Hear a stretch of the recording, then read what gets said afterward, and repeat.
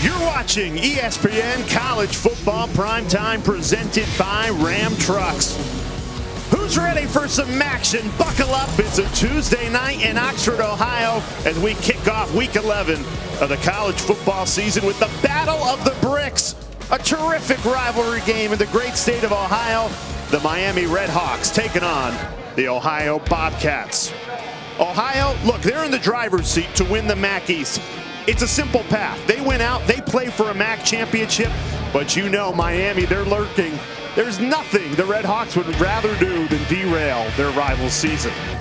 With that, hi everybody, alongside Tom Luganbill, I'm Jay Alter. We'll be joined by Coley Harvey in just a moment. Tom, let's face it, this Ohio team, they know they keep winning. Right. They're in a MAC championship game. They've won 4 in a row.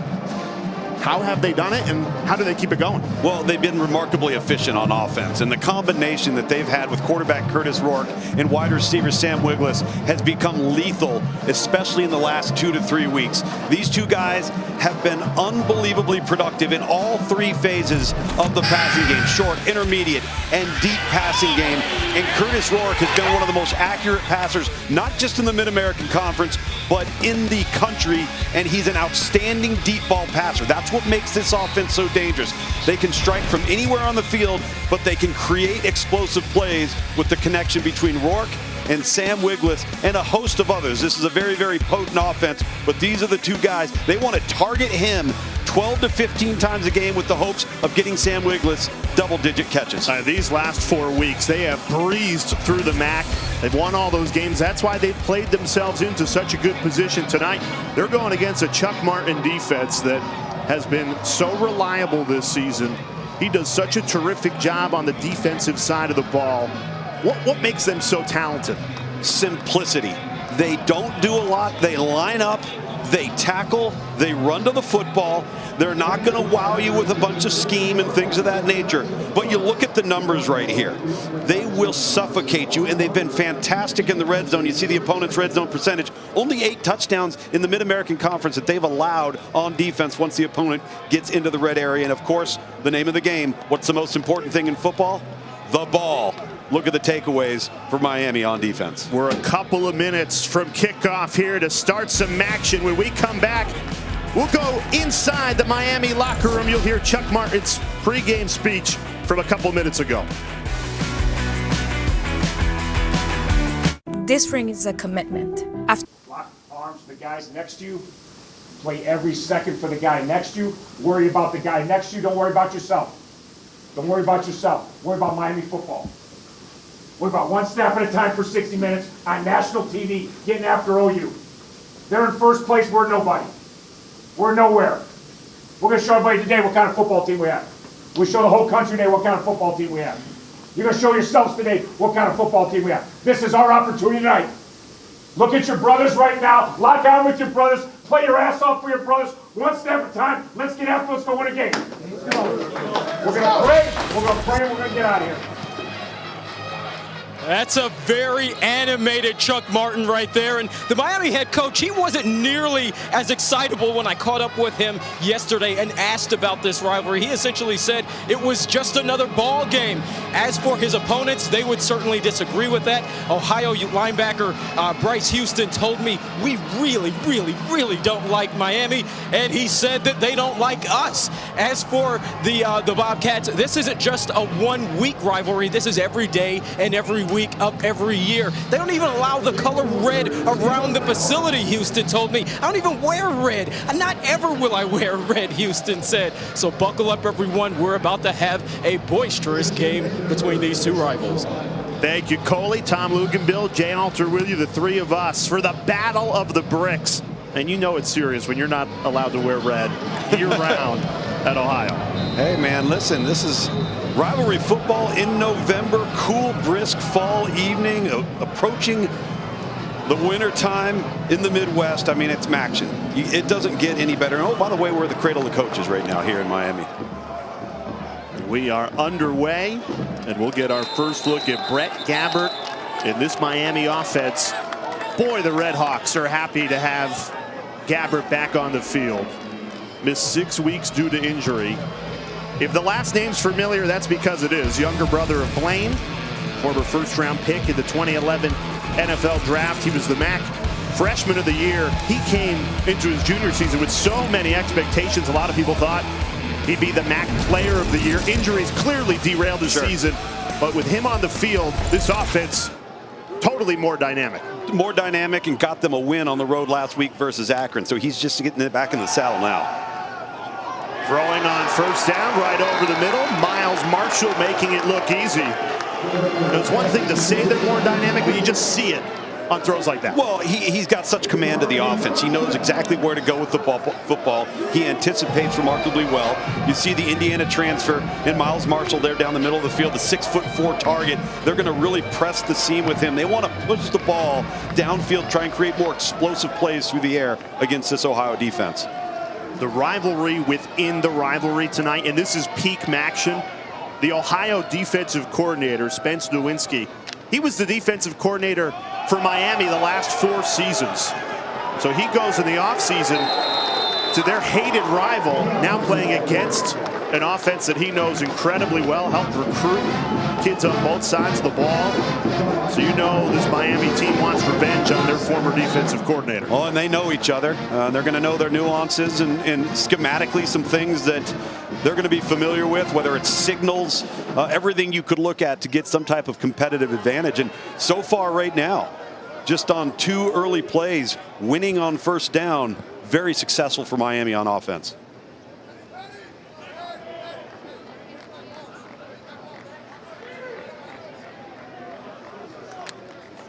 Looking to work it into Ohio territory. Mosey could not push the pile, stuffed up at the line of scrimmage. It'll bring up 3rd and 2.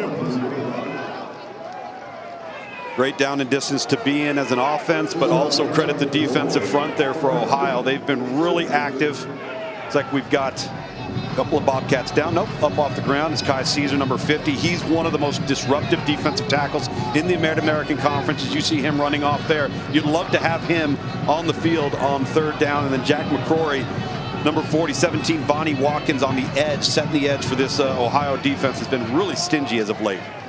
Denzel Daxon comes in a defensive tackle for this 3rd and 2 as Caesar moves off, needing 2 yards.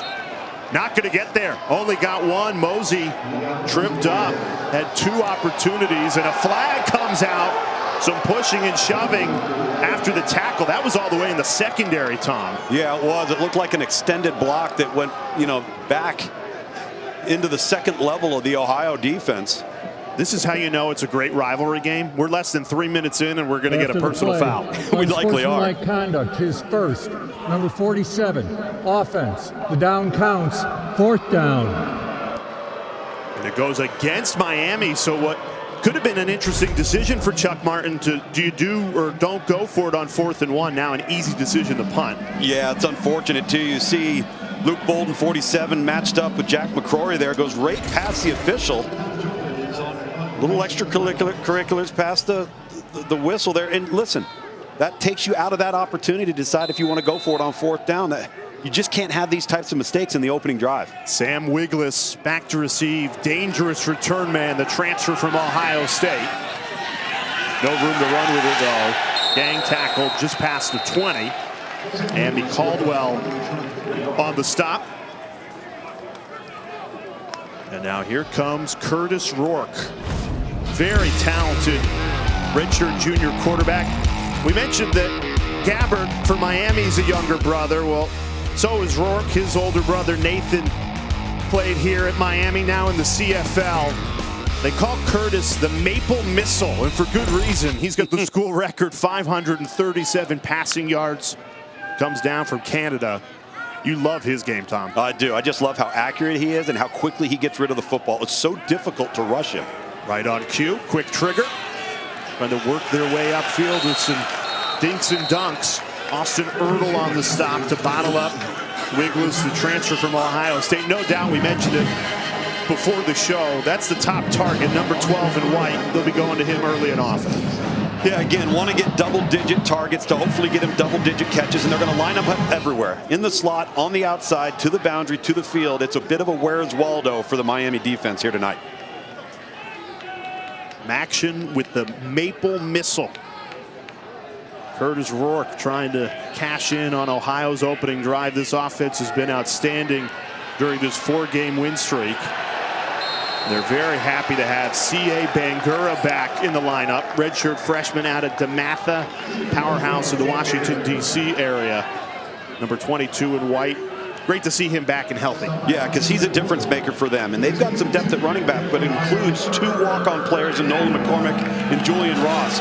So getting Bangura back gives them some spark, gives them some burst. He's a big play guy, but credit Miami defensively setting the edge there. Caden Woolard, number 90, did a nice job of not letting Bangura turn the corner. 3rd and 5. Rourke, clean pocket. Surveys the field, delivers it right into the hands of James Bostic. Big time 3rd down pickup, went for 25 all the way to the 50. Well, that play began and ended with pass protection. What a remarkable job by a veteran offensive line for Ohio, and the patience that Curtis Rourke shows just to work through his progressions, deliver a strike on the deep in route to the Vanderbilt transfer in James Bostic. Head coach for Ohio, Tim Albin, joked that James Bostic, that's the first guy you send off the bus. Transfer from Vanderbilt. He's got an SEC body, 6'3", 230, a specimen. And did well to get himself free for the crucial 3rd down pickup. Keeps the drive alive. Another great pocket. Rourke's got all day, and he makes Miami pay again. Another 1st down, right back to Bostic. Yeah, and again, you look at the poise and the patience in the pocket. He starts right, works to the middle, almost goes down to the check down, but then gets to the backside, and there's Bostic exactly where he's supposed to be. An accurate throw, 3 of 3 already on this drive, and Miami might have to come up with some answers when it comes to pressure packages to try and at least get him off platform. And early on, it looks like this Ohio offensive line is having their way with Miami's front 4.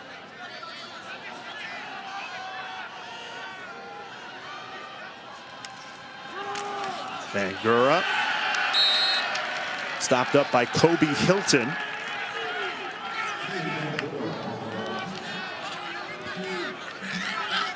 No, Miami defensively has given up some numbers statistically in pass defense, but it's not necessarily because it's been a problem. They've just stopped the run so well throughout the entire year that folks can't run the football on them, so they're putting the ball in the air, but they're not giving up touchdowns. So people are moving the ball on Miami through the air, but it's because nobody can run the football on Miami. Yeah, very much a bend, don't break defense for Chuck Martin. Getting tested on this opening Ohio drive.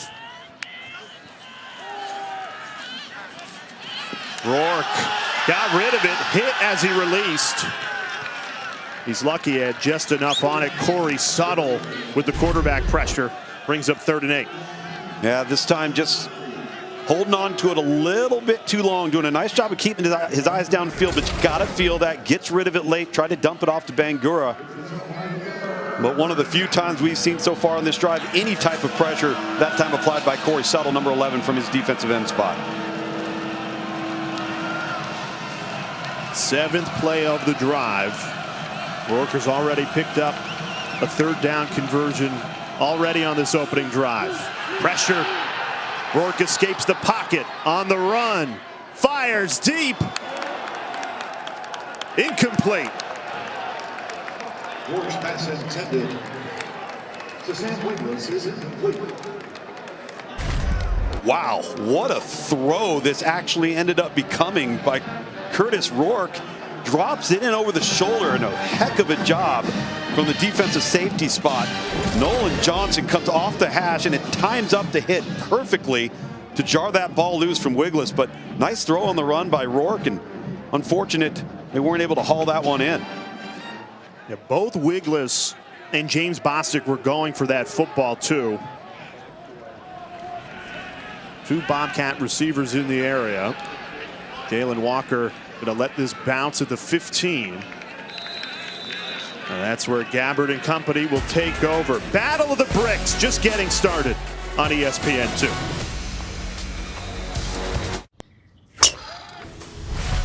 ESPN College Football is presented by Ram Trucks, built to serve. And in part by Lincoln Financial. Plan, protect, retire.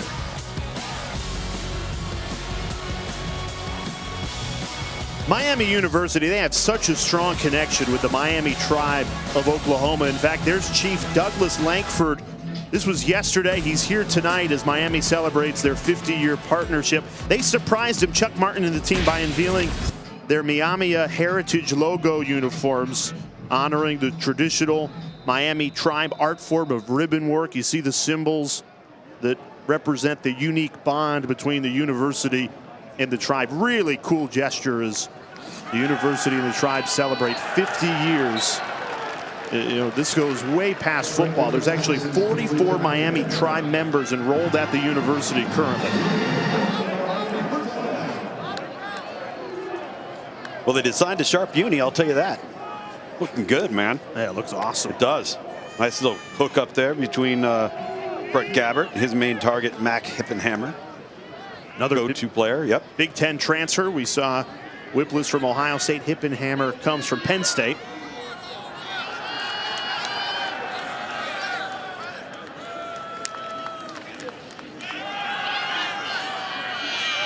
Trying to bounce it outside. Couldn't quite turn the corner.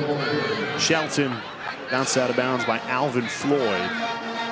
Tom, you know a lot more about football than I do. I'm stating the obvious there. But the scouting report, I think, is going to have a lot more success through the air than on the ground in this matchup for both teams. Yeah, I think so. You know, Ohio's defensive front seven, including Key Thompson, their linebacker, number 38, is really a formidable group. And they're sound.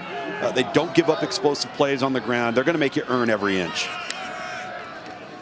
Both teams loading the box. Play action. Gabbert in trouble. Down he goes. Alvin Floyd on a safety blitz. Makes Miami pay. How about Alvin Floyd from his free safety position coming off the edge here, and they get him off his feet. You see right there, he works around the back. It's a poor effort on behalf of pass protection for Miami. They get him off his feet, and he still makes the play. Comes down under control, breaks down, and gets a huge play for loss, setting up 3rd and 14. That's a difficult place to play to make when you're up in the air like that, Jay. 3rd and 13. Gabbert throws. Incomplete. Ohio had a good chance to pick that ball off. Dangerous throw on 3rd and 13. Key Thompson all over that play. Yeah, Key Thompson, who I just mentioned, is having a heck of a year. Had his best game as an Ohio Bobcat. He's almost in position right there. I think the ball stunned him off of the deflection. He could have had one a week ago against Buffalo. 11 tackles, half a sack, half a tackle for loss, a fumble recovery, 1 PBU, and 2 quarterback hurries. It was a monster night against Buffalo last Tuesday. Dom Jobin punts it away for the 2nd time tonight. Wiglis just looks at it. And the wind blowing opposite the punt gives Ohio great field position. They'll have it from their own 46 when we come back. What? The College Football Playoff National Championship. Monday, January 9th on ESPN. Let's take a look at the college football playoff rankings presented by Verbo. This is just released over on ESPN. No surprise, Georgia moves to number 1. You got the 2 Big Ten teams, Ohio State and Michigan. How about Sonny Dykes at TCU? Up to 4. It's about time, right? That's what a lot of people were screaming last Tuesday right around now. And listen, they've earned it. They've played their way into this spot. Now they got to continue to stay in it. Big one coming up this week versus the University of Texas down in Austin. Tom Luganbill, Jay Alter with you. Coley Harvey down on the sideline. Still scoreless midway through this first quarter. 2 really talented defenses do a great job stopping that run. Ryan McWood that time on the tackle for Miami. Really good first down efficiency. Either through the air, on the ground. They're getting 5 yards plus on first down, puts you in great position, have the whole playbook at your disposal. If you're Scott Isfording, the offensive coordinator at Ohio, with this great quarterback and Curtis Rourke behind center. Rourke thought about a quarterback run, now pulls back, unloads a deep ball, and it's caught. hauled in by Miles Cross. All the way to the 2-yard line, 49-yard gain. Outstanding execution on behalf of Ohio and quarterback Curtis Rourke. You've got the double post on the outside. Miles Cross working against Daquez Warren. Nolan Johnson from his safety spot can't get over the top. Miles Cross 2 touchdowns a week ago in a win versus Buffalo. He's kind of become the complement to Sam Wiglusz. Wiglusz gets all the attention. Safety can't get back. Boom, Miles Cross makes the play. And what a fantastic throw by that man right there, Curtis Rourke. Now over 5,000 passing yards in Curtis Rourke's career at Miami. Trying to punch it in on the ground. They go to Bangura. Bulldozes his way in to open the scoring. Touchdown, Ohio.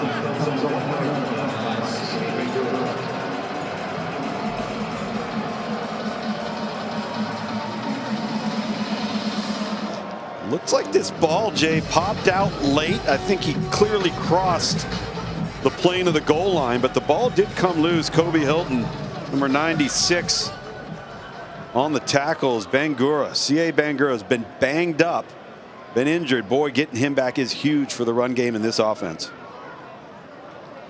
Well, Ohio made it look easy on that drive. 3 plays, 54 yards, 49 of them coming on that deep ball to Miles Cross.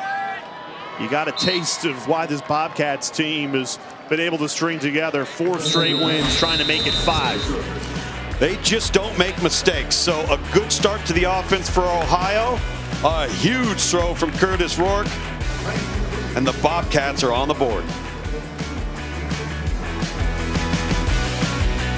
Future Hall of Beautiful full moon tonight in Oxford, Ohio. Take a look at that beauty. Bobcats open the scoring here on the road against Miami. This is a great rivalry game in the state of Ohio. MAC football on a Tuesday night. Tom Luganville, Jay Alter with you. This is a Bobcats team that they're playing the best football in the conference right now, riding a 4-game win streak. You got a taste, a quick strike offense that can make defenses look silly at times. Oh, they do. And again, they don't make mistakes. No self-inflicted wounds. And they're +7 in turnover margin. Kevin Davis tripped up just past the 20. This is a Bobcats team that struggled in the first season under Tim Albin, but in year number 2, 5 games in, they're sitting at 2-3. Could go 2 ways, and they've responded with a 4-game winning streak. Now control a clear path to become the MAC East champions and play in Detroit for a MAC championship. Yeah, and they've battled some injuries on defense. That's why the statistical numbers haven't looked great, but they haven't been able to get the right combination in the defensive secondary on the field at the same time until the last 2 weeks. So they've started to get some confidence on defense while the offense has been carrying them. Brett Gabbert looking for that immediate answer after Ohio scored in just 3 plays. Finds Shelton. Some pushing and shoving in the secondary, very far away from where the tackle was made. 2 Ohio players pleading the case to the official there. We told you it's a rivalry game. You're going to see tempers flare. We saw a personal foul call 3 minutes into this game. Well, we certainly have. And listen, these are guys getting after each other. You see the downfield block to the left of your screen there, and that's a takedown from Justin Burchett. You saw Tim Albin screaming at his corner, no, no. Play smart football. Bottled up at the line of scrimmage for no gain. We'll bring up 3rd and 6.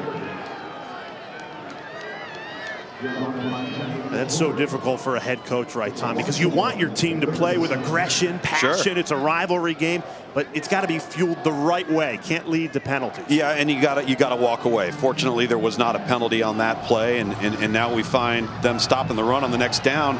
And for the 2nd series in a row on offense, Miami finding themselves in 3rd and 7+. 0 for 2 on 3rd down tonight. Empty backfield for Brett Gabbert. And Ohio not fooled at all. Jalen Walker swallowed up by Adonis Williams, the star freshman. What did I tell you about Adonis Williams on our call preparing this game this week? This guy's going to be a superstar. Number 22, 6'2", 202-pound, true freshman out of Euclid, Ohio. he's going to find himself on an all-conference team over the next few years. Ohio's defensive coordinator, Spence Nowitzki, he had us laughing on our coach's call this week. He said, we got a bunch of dogs on defense. He goes, but this ain't the Westminster Kennel Club. We got a bunch of mutts, but they've embraced that, and it really brings them together. They call themselves mutts. Yeah, the mutts. As a motivational tool, and look, whatever works, right? Because their defense the last 4 weeks has been one of the best in the MAC.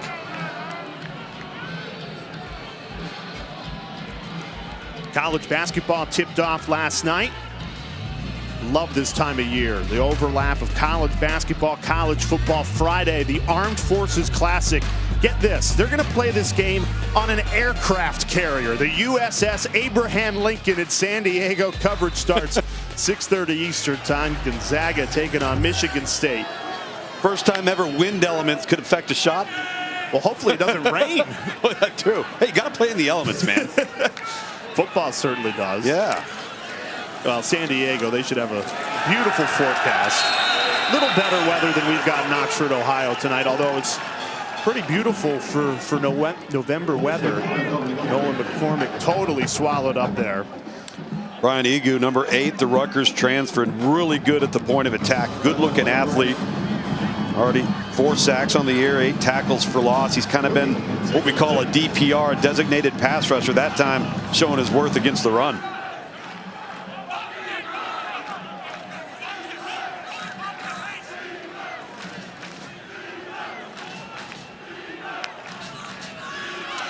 Miami brings pressure. Rourke dumps it down. McCormick again lowers his shoulder, kept his feet churning, picks up the first down. That extra effort was enough to gain 12, move the chains. Love the setup of this. This was intended to go to the check down from word go. Really flood the deep zones with the outside targets, and then it's just dump it off, let your back do the heavy lifting, move the chains.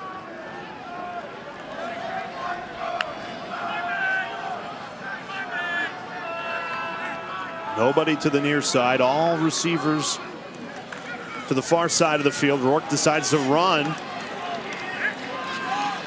Only a gain of 1. I know every coach wants to stay balanced, keep the defense guessing, but when you have Curtis Rourke, I'd let him throw the ball every single down. Oh, you got to keep them on their heels a little bit defensively, and this Ohio offense really likes that speed option to the boundary, the short side of the field, where it's a pitch keep option for the quarterback. That time, just a 1-yard gain. Rourke fires low, incomplete. Salopek there for Miami. Alec Burton, the tight end, never had a chance at it, way too low. Salopek 15. Ryan McWood 35. It's a linebacker-led defense. 150 combined tackles between the two of those guys, just between the 2 linebackers alone, for what's been one of the most staunch defenses in the Mid-American Conference in 2022. Miami trying to get off the field on a 3rd and 9.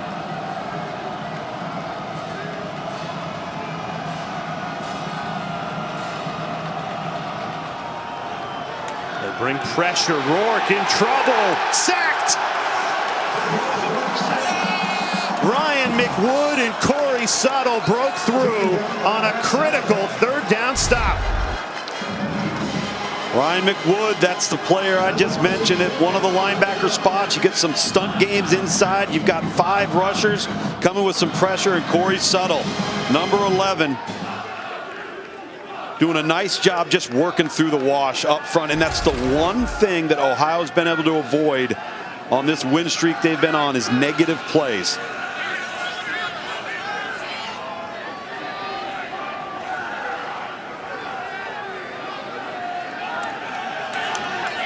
Jack Wilson punts it away. Dalen Walker calls for the fair catch. And Brett Gabbert in this Miami offense will have it at about the 30-yard line. So over on ESPN, they just released the college football playoff rankings presented by Verbo. How about TCU, number 4?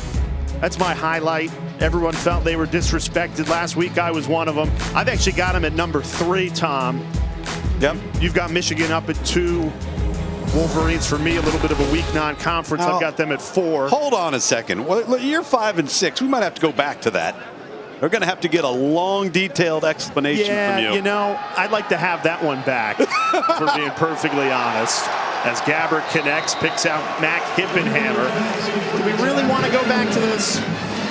Well, I mean, Mac Hippenhammer, the Penn State transfer, caught a nice over route there from his quarterback, Brett Gabbert. But yes, I need to know how in head-to-head you have LSU at 5 and Tennessee at 6. Walloped LSU at LSU. Yeah. I guess I was predicting the rest of the season. And you feel like LSU could get to the SEC championship If they win out and they beat Georgia, I think they're going to go in. And the loser for Ohio State, Michigan goes out. You like a 2-loss SEC champ playoff participant? I do. Okay. Because they'd have the win against Georgia. Big flag over on the Ohio bench as Tom's busting my chops here in the booth. That man right there, number 8, Justin Burchett, the corner, he's got to get his emotions under control. He's now been involved in 2 back-to-back scuffles. Holding. Offense. Number 47. 10-yard penalty from the spot of the foul. Remains. So hold on. The first down. penalty was on a hold. Yes. None of the contact over on the Ohio sideline. That notwithstanding, number 8's got to get himself under control so that he can focus on playing the next play and executing for his football team. But 47, it's a 14-yard run that's wiped out. And you see Luke Bolden, who actually had the penalty on the personal foul in the first drive of the game, caught Holden and got his arms on the outside trying to set the edge. A good officiating call, but the officials too quickly need to pull these teams aside and say, hey, listen, enough. Cut it out. Let's just play football. And we get that it's a rivalry game, but you have to walk that very fine line. Love the energy, love the enthusiasm. Play up between the whistles. Davis stays in, catches it. No, he missed it. They tried to go to Davis on a 1st and 20, in and out of his hands. After he had a 14-yard negated by a holding call. 2nd and 20 for Brett Gabbert. Yeah. Miami has not been able to get in sync since really the first 3 plays of their opening drive. And ever since, every time they take 2 steps forward, they take 1 step back and have been heavily penalized. This will be the final play of the first quarter. See what Chuck Martin and the RedHawks offense can dial up.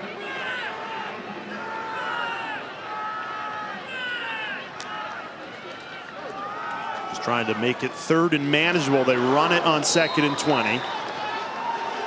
Picked up about 6. Shelton did before he was hit by Alvin Floyd. Final play of the first quarter. With 3rd and 14 for Miami. When we come back, Ohio, they've got the lone touchdown today. Maction well underway in the Battle of the Bricks. Boom. Oh, you got. All right, folks, this is the good. While you were away, we've had a few things happen. They reviewed targeting on Alvin Floyd on the final play of the first quarter.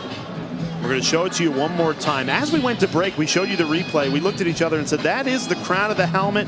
Launch point is there. And the officials reviewed it in between the first and the second quarter, and Floyd is gone for the rest of the football game. Targeting is the call, so no more Alvin Floyd, who's one of the best players of this Ohio secondary. Yeah, and it's a good call. It's a correct call, and it was correctly reviewed.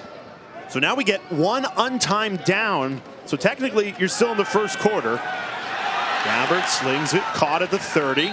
Spinning through traffic is Hippenhammer. Another big hit.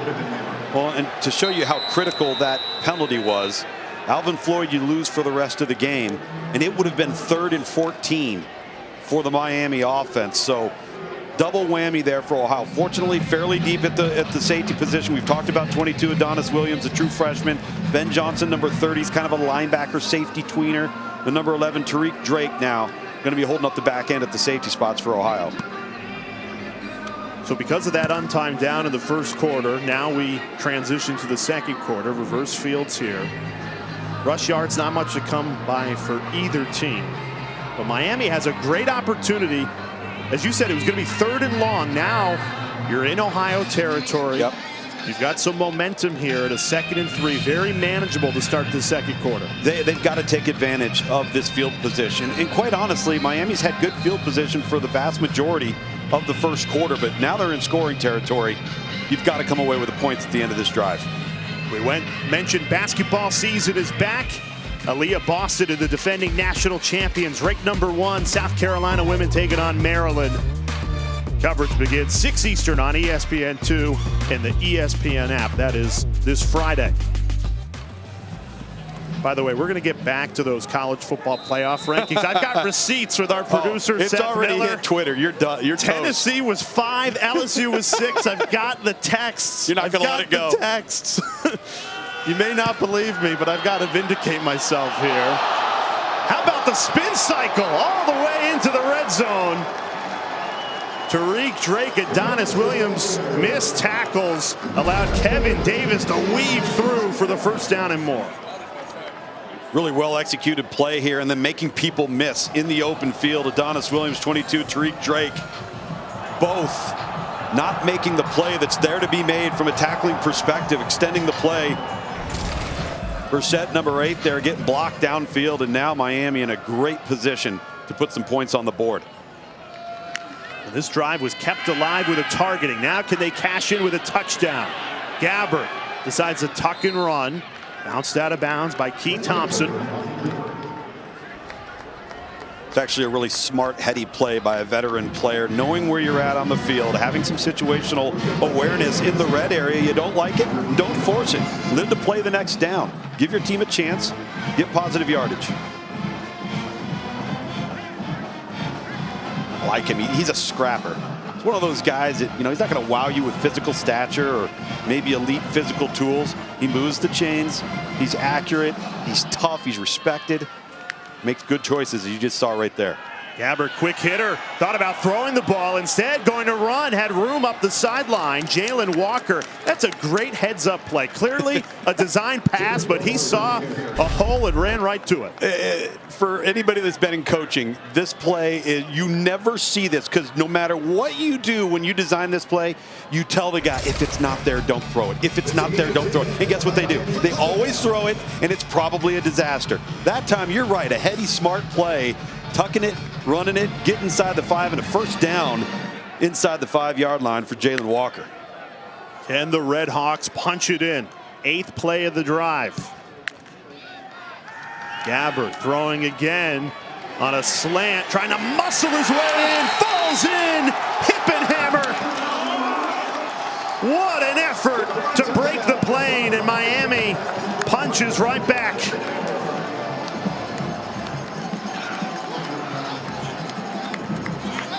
Off the targeting penalty.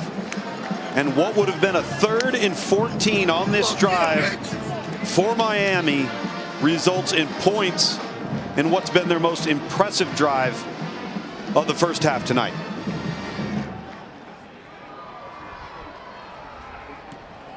Gabbert to hip and hammer caps off an 8-play, 72-yard drive.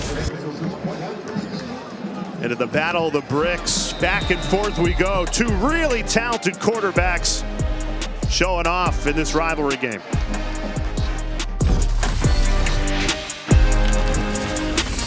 Newest thing for Pizza Hut isn't.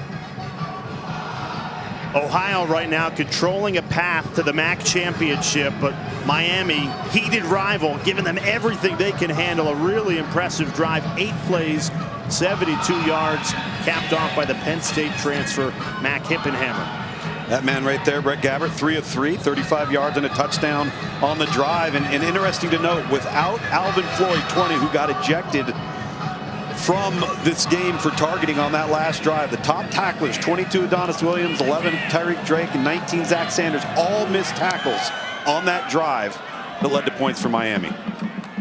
Let's check in with Coley down on the sidelines. Guys, we saw how physical Miami ended that drive. Matt Kippenhammer, the receiver, really being the one that carried his team into the end zone, breaking a couple of tackles to break the plane. And as soon as he came over to the sideline, I saw him flexing his muscles and joking with his teammates, saying, hey, I lift, I'm doing that work in the weight room. Guys, he certainly looked strong finishing there. He said, I lift. That's awesome. Love it. Of course you do. You're on scholarship. They make you lift. You know, what's funny about lifting is that came up with our conversation with Bryce Houston, Ohio linebacker. Yeah. He interned overseas in Belgium this past summer. He said it was really hard to work out in Europe. They only went up to 20-pound dumbbells. That would have been perfect for you. I'll stick with 15. I mean, let's not get crazy, Tom. Little drop ball by Bangura there on the sideline. Curtis Rourke, a little bit of a stall for this Ohio offense right now. An offense that's been so on track and so precise when it comes to accuracy and not making mistakes. Sputtering a little bit here to kick off the second quarter. How do you not have weights over 20 pounds in Belgium? No clue, but he was interning at a steel company. Couldn't he just lift some steel? I don't know if they've got steel hanging out in the office, but good run. Sets up a 3rd and manageable. You know, guys, some of the lifting that he was doing was body weight lifting, as well as CrossFit and high-intensity workouts. Those were some of the other workouts that Bryce Houston was trying to do there as he tried to stay in shape. He said, actually, those workouts paid off for when he got back here to the States. It made him want to work out that much harder in the weight room here. So basically, Coley, it was Rocky IV. Yes. Okay. Just want to get a clarification. It's Rocky IV. 3rd and 6. Rourke. Great pocket. Delivers an easy catch for the first down to the tight end, Will Kaczmarek. John Sanders wrapped him up, but way after the sticks. Gain of 11. Curtis Rourke is so poised, and he just has such confidence in what he's seen, sees the field well, and the ball's always a catchable spot. Very good ball placement. I think Miami, to be honest with you, needs to come after him a little bit more. They did that. They chose to apply pressure there in the first quarter. It worked. Got him off platform. Haven't seen it since. And they're again now moving the ball for Ohio.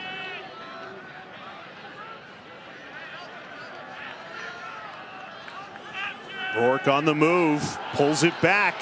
They hit on this earlier for 49 yards. Instead, a check down.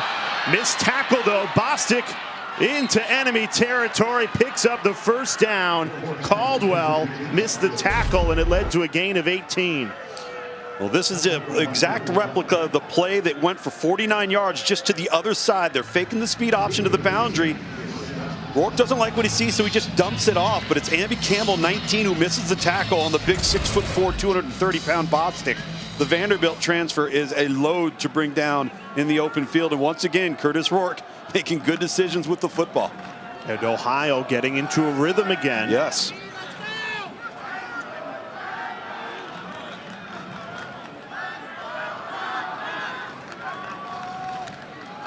Play action. Rourke gets it to Wigless, who's wrapped up. Really no room to run. Loss of 4 for the Ohio State transfer. Caden Willard, number 90, applying the pressure and really forcing Rourke to get the ball out. Whether he was going to throw it in the dirt, gets it off to Wigless, ends up being a 4-yard loss. Man, I thought Miami has done a really, when the ball has gotten to the perimeter, not downfield, but laterally, sideline to sideline, there have been a lot of gray jerseys leveraging the football and making open field tackles, just like we saw there.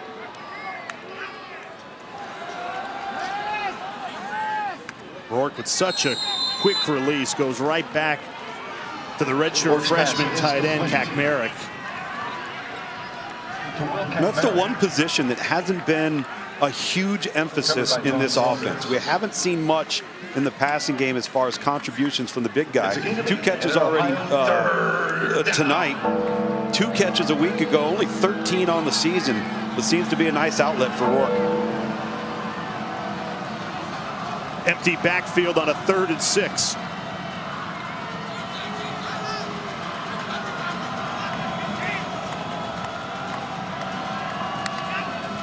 Miami brings 4. Rourke fires. Was it caught? Waiting for the official word. They say yes. Jacoby Jones did just enough to get his arms underneath it.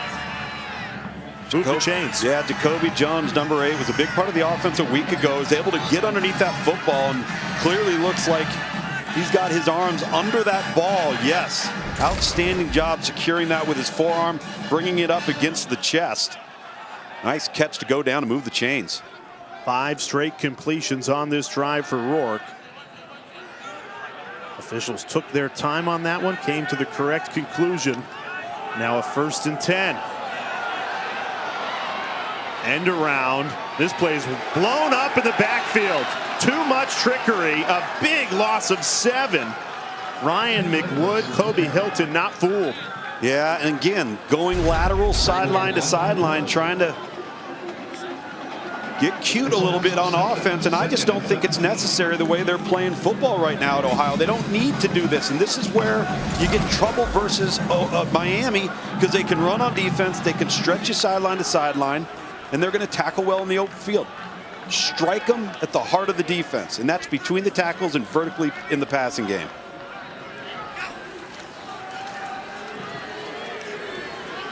Design screen, and again, Miami not fooled. Very disciplined defense. Salopek the tackle. And 2 plays where Ohio got a little cute. Yep. They lose a yard on that play, so this is 3rd and 18. Well, 3rd and 18 on your call sheet's going to have a lot of blank columns because there's not a lot of options for it, right? So, but what's going to be interesting here, will Ohio potentially be in 4-down territory by trying to maybe just get half of this back or get half back and settle for some points through the kicking game?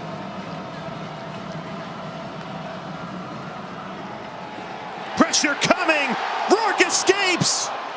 Can he pick up the 1st down? No.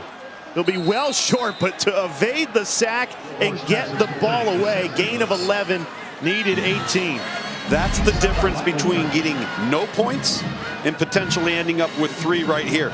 Look at this as Ryan McWood, he misses a tackle, goes high, Rourke comes down. Look at him get his eyes back downfield, gets both hands on the football, no panic, let's find an outlet. It ends up being his man, and again, now you're set up for a field goal when you could be punting. Nathaniel Vakos, the freshman out of Avon, Ohio, from 40. No good. Missed it. Ohio leaves 3 on the board after Rourke's heroics. Still knotted at 7 midway through the 2nd quarter.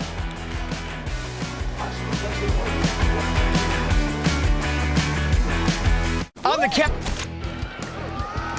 Knotted up at 7 back here in Oxford, Ohio. How did we get here? Big run right here. You have the targeting call on Ohio defensively. That would have been 3rd and 14. Instead, it's a fresh set of downs, and Miami takes advantage. Nice run offensively for Miami there from Kevin Davis.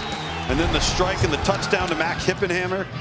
Penn State transfer for Miami. So you look at that Ohio drive. Curtis Rourke for Ohio, 7 of 8 for 55 yards on the last drive, but 3 negative plays killed the drive, and 2 of those 3 were on 1st down, placing them behind the chains.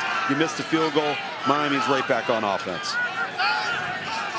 Great opportunity for Brett Gabbert and the RedHawks offense to convert after the missed field goal. They can replicate what we saw on that last drive instead of the first 3. Good play on 1st down. That's really what it all is about for the RedHawks, Tom. If they can get productive yardage on 1st and 2nd down to avoid those 3rd and longs. Stay ahead of the chains, have the full complement of your play sheet on 2nd and 3rd down. But again, with the loss of Alvin Floyd, number 20, due to the targeting call, that's the 2nd missed tackle in as many drives as we've seen from Zach Sanders, number 19, on the perimeter right there. He makes that tackle. It's a gain for 0. Instead, it's 2nd and 3.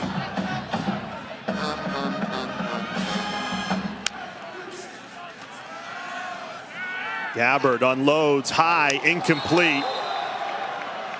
Looking for Jalen Walker. Zach Sanders all over him. You know, I feel like we reference tackling so much, or a lack thereof, in today's college football. We've got TCU and Texas coming up Saturday. Should be a great one in Austin there. But it's so difficult to tackle in today's game. We're so concerned with player health and player safety as we should be. But we're expecting these guys to go out and tackle well in space against elite personnel each and every week. When you're not doing it full speed in practice, it's going to lead to some problems.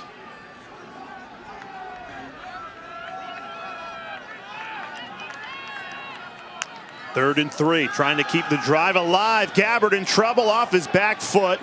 Nobody home. Great pressure by Bryce Houston. Anchors this Ohio defense. Yeah, sits next to Key Thompson, 32-38, very strong. Coming off the edge right there. And again, it doesn't always have to be sacks. And you hear the phrase affect the quarterback. That can be at his feet, that can be in his face, that can be buzzing the tower, that can be a little shot at the very end. Just letting them know you're there affects the quarterback.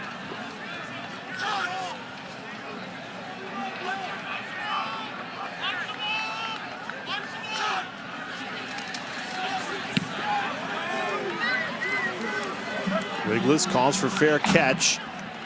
And Ohio will take over at the 25 after a 45-yard punt.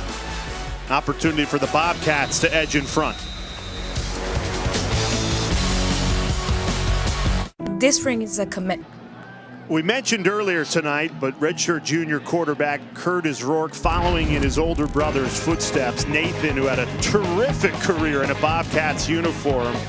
Those two inseparable from an early age, grew up playing the game they love, football, together.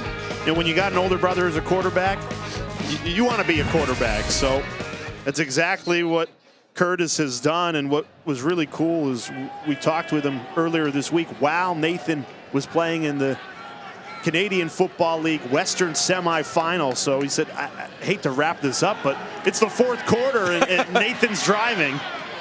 And on that drive, Nathan would actually throw the touchdown pass to seal the game. He plays for the BC Lions.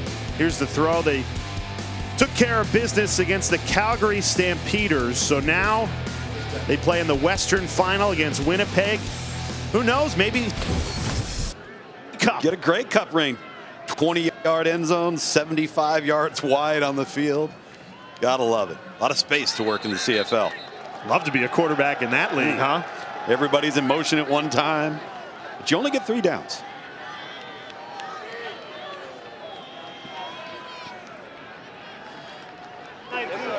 Illegal snap. Number 69 offense.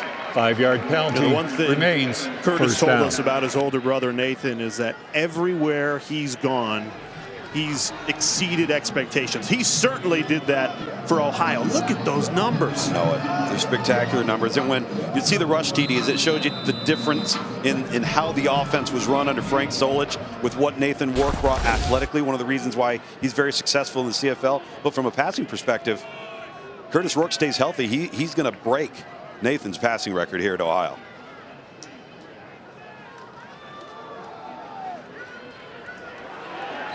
Younger brother doesn't have the nickname Maple Missile, though.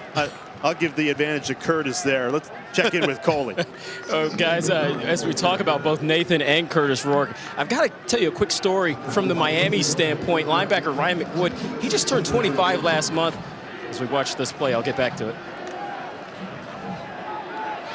Oh, great throw. Coley did well to lay out there. Wow. James Bostic showing off those former SEC hands, transfer from Vanderbilt, getting things done. Bostic coming down with the big catch, and talk about threading the needle for Curtis Rourke. What a throw to the sideline. 9 straight completions now for Rourke.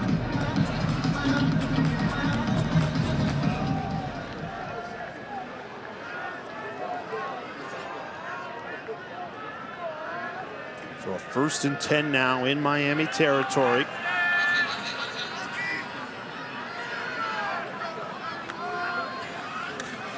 Play action. Rourke steps up, hit as he throws, but it's short. Great pressure by Warren to affect the throw. Jacoby Jones couldn't readjust.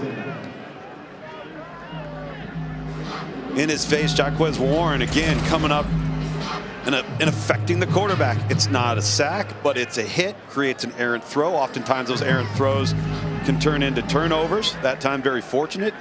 But every time Ohio's chosen to do this, they've had success slowing this offense down. When they've let Curtis Rourke just sit back there and scan the field, he's eaten them alive with some pinpoint passing.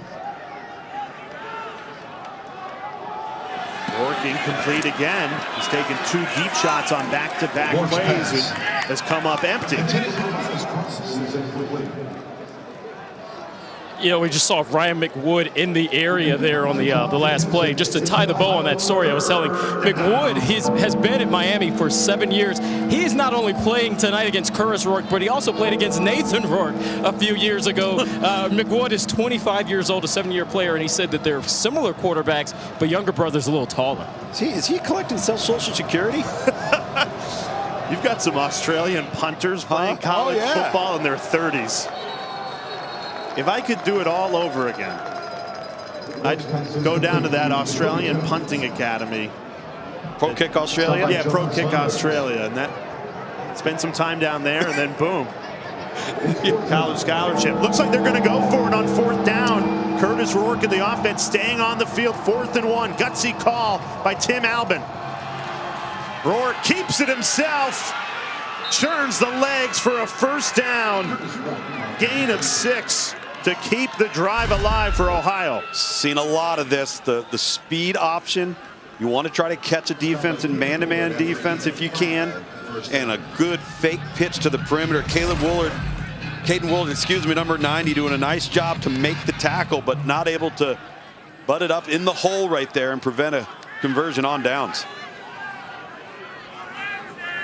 8th play of the Ohio drive.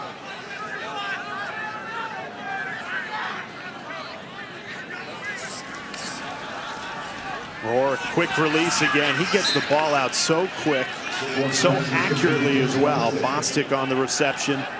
Gain of 10, move the chains again. Bostic's just such a big target that, you know, there's some room for error there because he can make adjustments. You see how long his arms are. He's got a wide catch radius. But with Curtis Rourke, not many adjustments have to be made. Good numbers on Bostic tonight.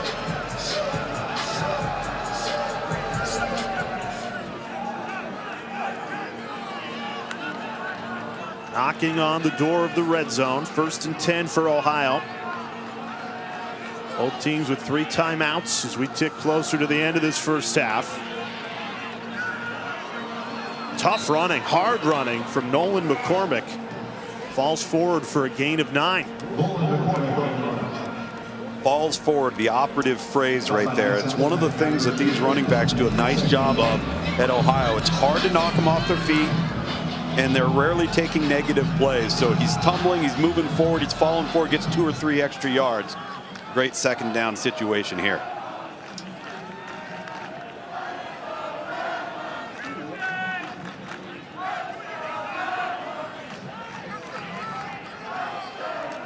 Rourke on the move, pitches it late, and it was a good decision. McCormick dives forward for the 1st down, so a 1st and goal now for Ohio as the Bobcats offensive line really starting to dominate in the trenches. Yeah, they are right now, and a little bit of everything for this offense. We've seen speed option, we're seeing play action pass, we're seeing jet sweep motion going across the formation. A lot of eye candy that can create some eye violations, if you will, on behalf of Miami defensively. Miami decides to use their 1st timeout with a $1:30 left in this 1st half. We'll step aside as well. Ohio trying to punch it in right before halftime.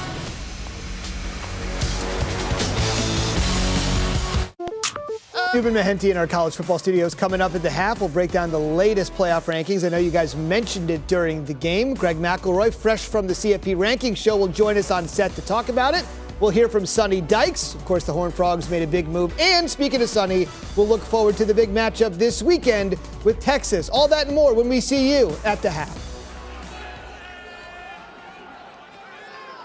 Thanks, Zubin. Tom Luganbill, Jay Alter with you. Coley Harvey down on the sidelines. 1st and goal for Curtis Rourke in Ohio. Great opportunity. Throws a little too high. Trying to pick out Wiggless, the Ohio State transfer. And Rourke stays down. There's a flag in the end zone. A really late flag as well. And not in the backfield where Rourke was down either.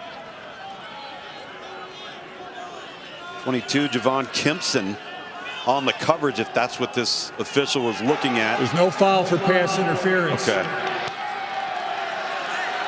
Good no call.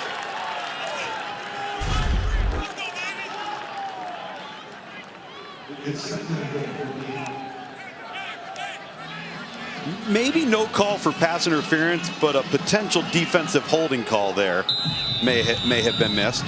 When you see, going low. Egu, number 8, again, one of their best pass rushers for Ohio, going low there on Curtis Rourke. Trying to punch it in right before halftime. Edge in front in this rivalry game.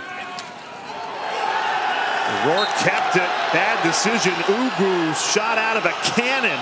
Blown up in the backfield, and now 3rd and goal after a loss of 5. That's his 9th tackle for loss this year. As mentioned before, 4 sacks. You see him off the edge right here. Gets a great jump off the football. Ends up being unblocked.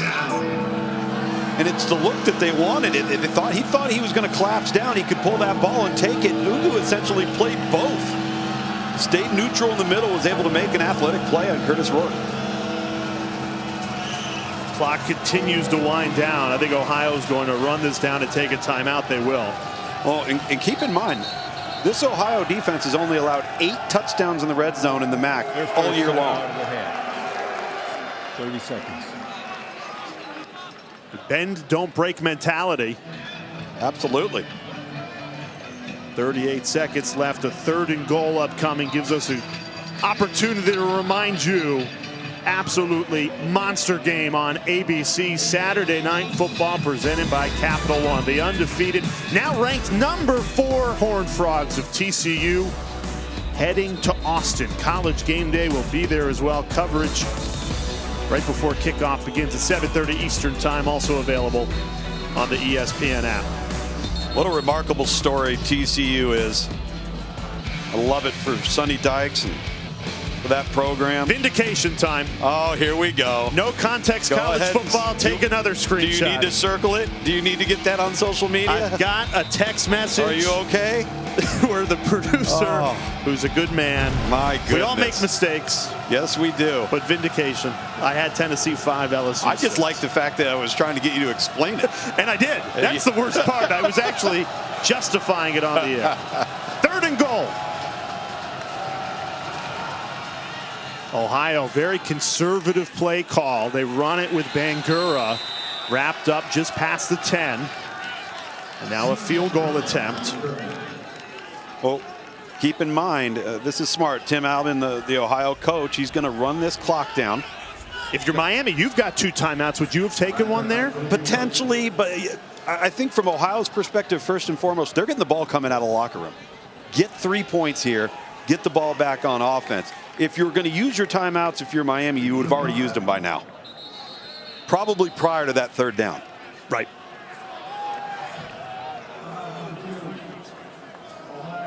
So Ohio will trot out the freshman, Nathaniel Vakos, who missed from 40 earlier in this half.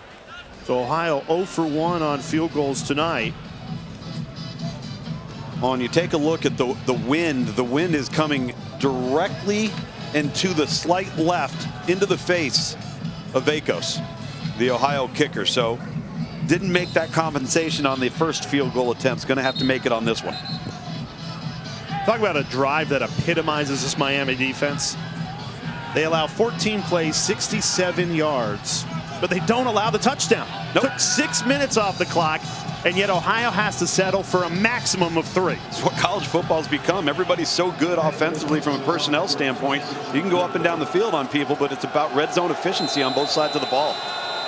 The freshman, after he missed from 40, trying to end this first half from 26. And he puts it right through. So Nathaniel Vacos atones for his miss earlier. It fires Ohio in front at the half. Great football game, Tom. Fantastic football game and a low-scoring football game from Oxford, Ohio. Who knows what we'll see on the back half of halftime. Let's get you into the studio for the halftime report with Zubin. Guys, thanks very much as we welcome you inside.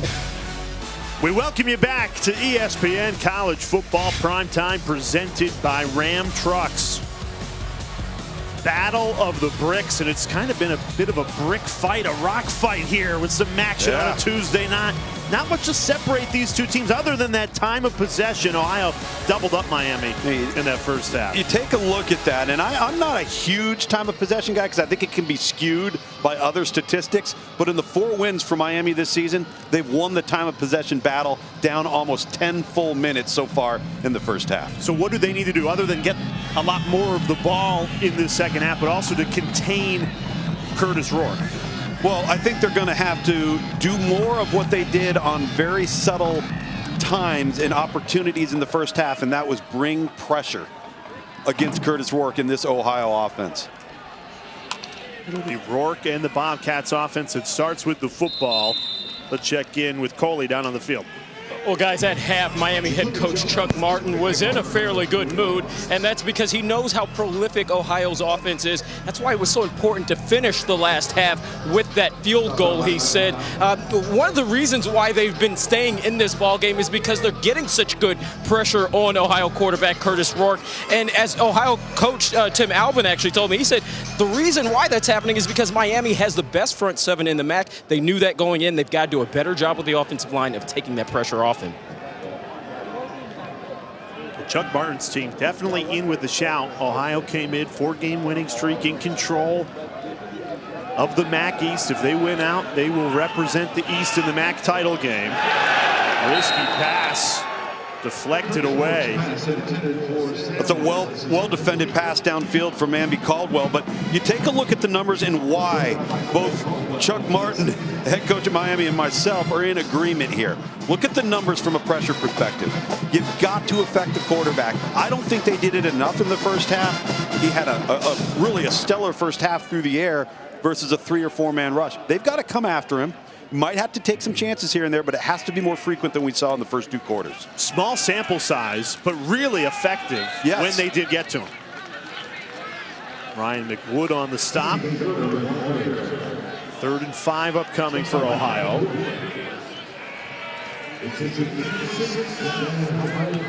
This would be a big statement to start the second half for Miami defensively. Can they get Ohio off the field?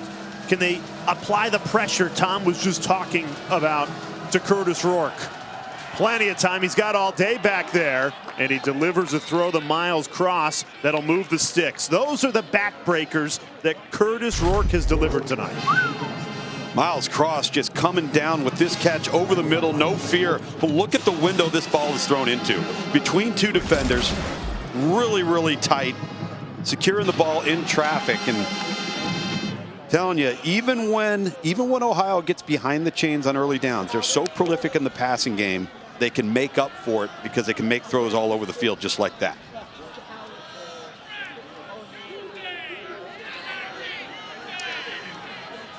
Rourke doesn't need much. Threaded the needle in a tight window. They go to the ground game on first down.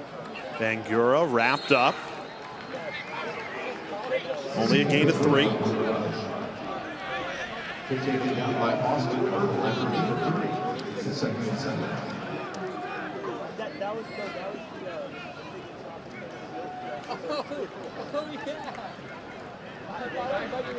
Neither team tonight, Tom, playing with any tempo. No. Seen it a couple of times after a first down from Ohio, but you're correct, Jay. It's been most use of the play clock we've seen from 2 teams, particularly in today's landscape of college football. 17 points tonight, way under what was expected in that first half, and a big reason why is long drives that haven't really resulted in any points. Ohio missed a field goal, failed to punch it in for a touchdown at the end of that first half. 6-minute drive where they only come away with 3.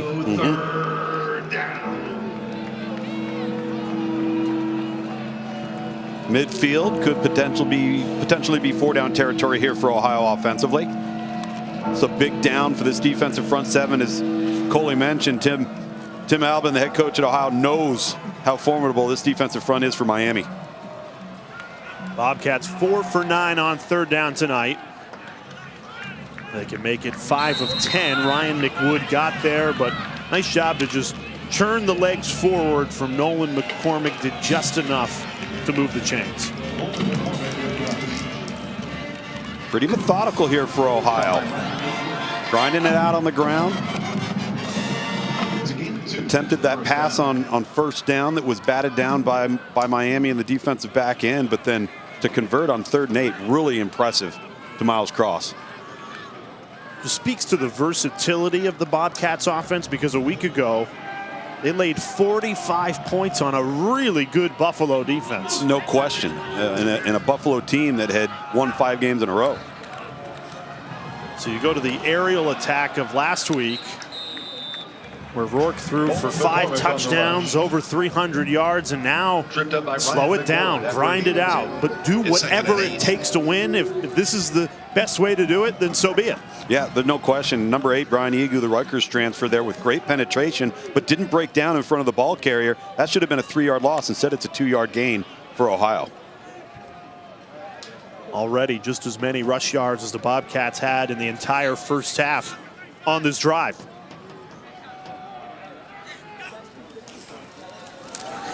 Running it again. Huge hole. Might be the biggest of the night. Opened up by this Bobcats offensive line. Another 1st down through the ground game. Something tells me the head coach of the Ohio Bobcats went into the locker room and told his offensive line, buckle up, big boys, because we're going to ride your back here in the 2nd half. And this is a veteran offensive line led by the center, Parker Titsworth. A lot of 5th and 6th-year seniors. Redshirt sophomore and Cedric Rhodes at the right tackle spot. But this is a veteran group with a lot of starts, starting to lean on this Miami defensive front. 5 straight running plays make it 6 for Ohio on this drive. Falling forward right through Ryan McWood for a gain of 5. They stick with McCormick on this drive. Stop by Ryan McWood after a gain of 5. It's 2nd and 5. Guys, throughout the first half, I had a chance to listen to the Ohio bench, and I actually did hear head coach Tim Albin getting on his offensive line at times about that protection, particularly going into the last drive of the first half. He was trying to make sure that his linemen knew their assignments and understood that they had to protect better for the quarterback, and we're starting to see not only that, but the push in the run game here. No doubt, Coley. They're really taking it to the teeth of this defense for Miami and having a lot of early down success. Another big hole, and Bangura runs right through it. Another 1st down, gain of 10. Rumbling right into the red zone. Jaquez Warren, number 6 on the tackle at the 2nd level, but this is just an outstanding job up front by creating a crease, sustaining blocks at the point of attack. Ohio having their way right now, and the clock just winding down. I feel like we just started the 3rd quarter. We're under 10 minutes. Really nice job. We talked about time of possession being critical for Miami coming out of the half. Stuffed up on that rush. But on this drive alone, to start this 2nd half, they have 45 yards. They only had 19 the entire first half. Yeah, and again, I think a message was sent at halftime, and this Ohio offensive line is responding. Now the question is, what does Miami do here defensively? Because this is where they've really cracked down all season long. One of the best red zone defenses in the conference. They've forced field goals. Ohio has to get a touchdown here when they have red zone opportunities. 11th play of the drive. 7 consecutive running plays. Rourke keeps it himself. Fools Miami. He's been pitching it a lot on that option. That time keeps it. Cuts up field, and this will set up 3rd and 2. Well, oftentimes when you run the speed option, and you catch them in man-to-man defense, meaning they don't have a player to account for the quarterback, so you can fake the pitch, take it up, find a crease, which Rourke did right there very effectively. And again, 2nd and short. 3rd in the line to gain, very short. Great options with your playbook. Ohio 2 for 2 on 3rd down on this drive. Can they pick up another one? Rourke set to throw. Surveys the field, dumps it down. Bangura makes a man miss. Takes it into the end zone. Touchdown, Ohio.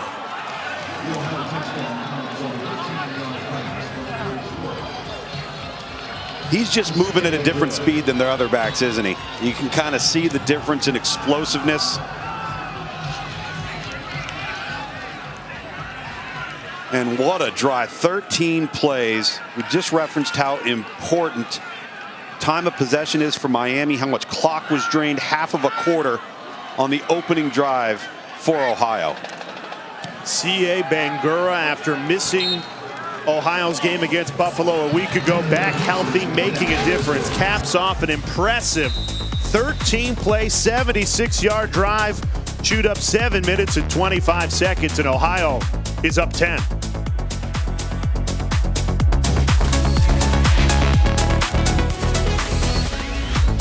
On an angst. A Tuesday night in Oxford. It's Maction. I hope you get her back, buddy. No, dude. Hey, bro, you're in college. The guy next to him's giving him the L. I miss her. Come on.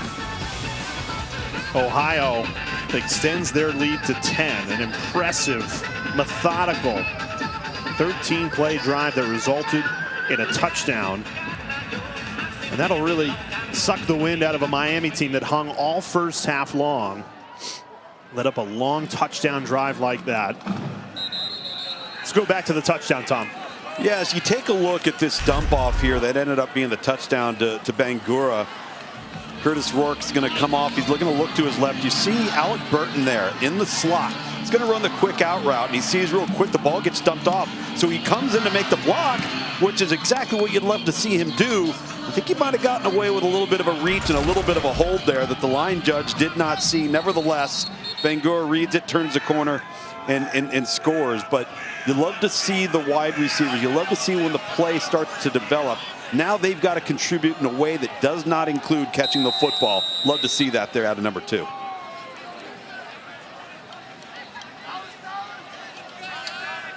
And now can Brett Gabbert in the Miami offense dial up an answer? Slings it to the flat. Kevin Davis, been really good in getting yards after contact tonight, Davis. And that one goes for 5. And you know, Jay, this is where Miami can't press. So they can't all of a sudden feel like they've got to be in a hurry and they've got to have an answer immediately. Run your offense. You're fine. Just run your offense. Take the plays that are there to be made. Have a sense of urgency, but don't feel like you got to be in a rush.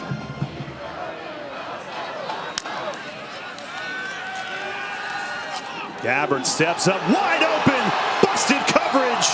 Jalen Walker into Ohio territory. Exactly what Miami needed, a gain of 33. Yeah, he gets lost behind coverage down the sideline here. They do basically a scissor route combination. Inside goes outside, outside goes inside. Nicely delivered ball by Gabbert. Number 19, Zach Sanders right there. He was up on the coverage initially, and they tried to switch off coverage of the target, and big gainer for Miami. Yeah, longest of the night for the RedHawks. Gabbert steps up, unloads another deep ball to the end zone. It's caught! Touchdown! Mac Hippenhammer! His second of the night, and it's a beauty.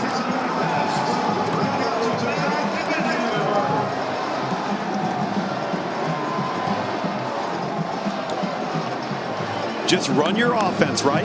Pitch and catch. Take the shots when they're available. Best throw of the night by far by that man right there, Brett Gabbert. That ball is not caught unless it's thrown exactly where he dropped that into. Back-to-back, solid reads and accuracy from the Miami quarterback. RedHawks right back in it. An answer to a drive from Ohio that took away half of the third quarter. Got a good one here in Oxford.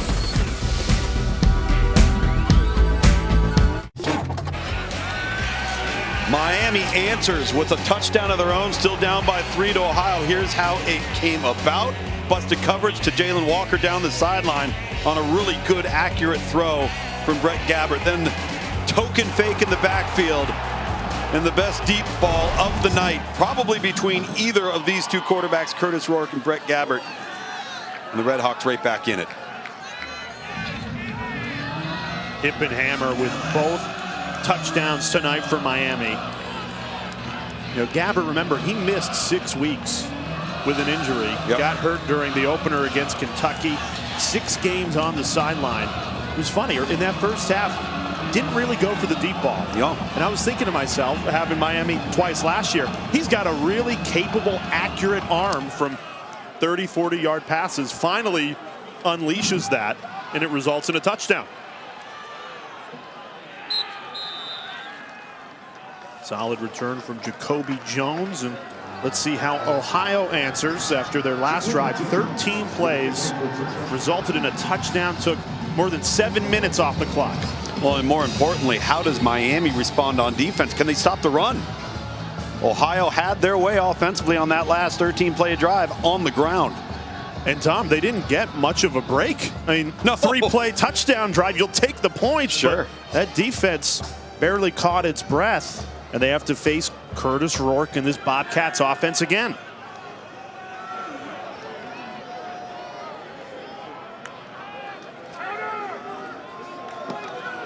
Delayed handoff.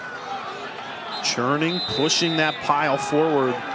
Nolan McCormick. All these running backs, whether it's Bangura, McCormick, Netherton, they all are hard runners, tough to take down. And you said it earlier, they just fall forward. They gain an extra yard just the way they go down. Yeah, and Nolan McCormick, you're battering a ram. That's who he is in this offense. Into Miami territory with Miles Cross before he's banged out of bounds. Gain of 22. You'll take that on 2nd and 7. Oh, yeah. Really nice throw there from Curtis Rourke. Now you see a little bit of tempo. Again, once they get a first down, you'll see him speed it up just a little bit.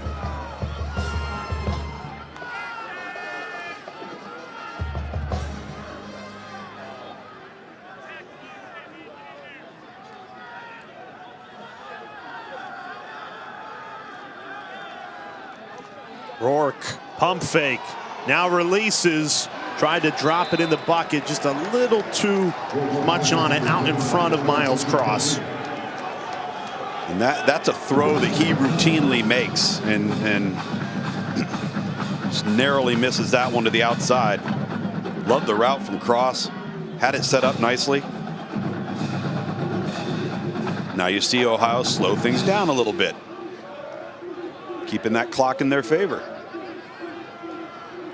They've dominated the time of possession all night long. Only have a 3-point lead to show for it, though.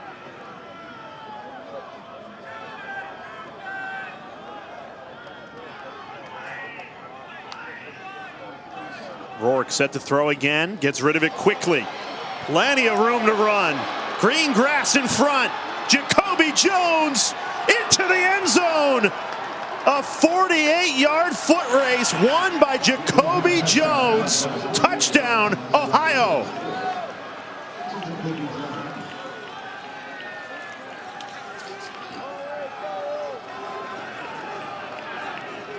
What did we say about tackling at the end of the first half, right?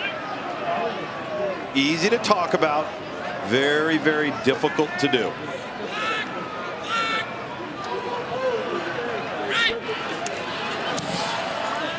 And Ohio restores its 10-point lead, Tom, through the passing game.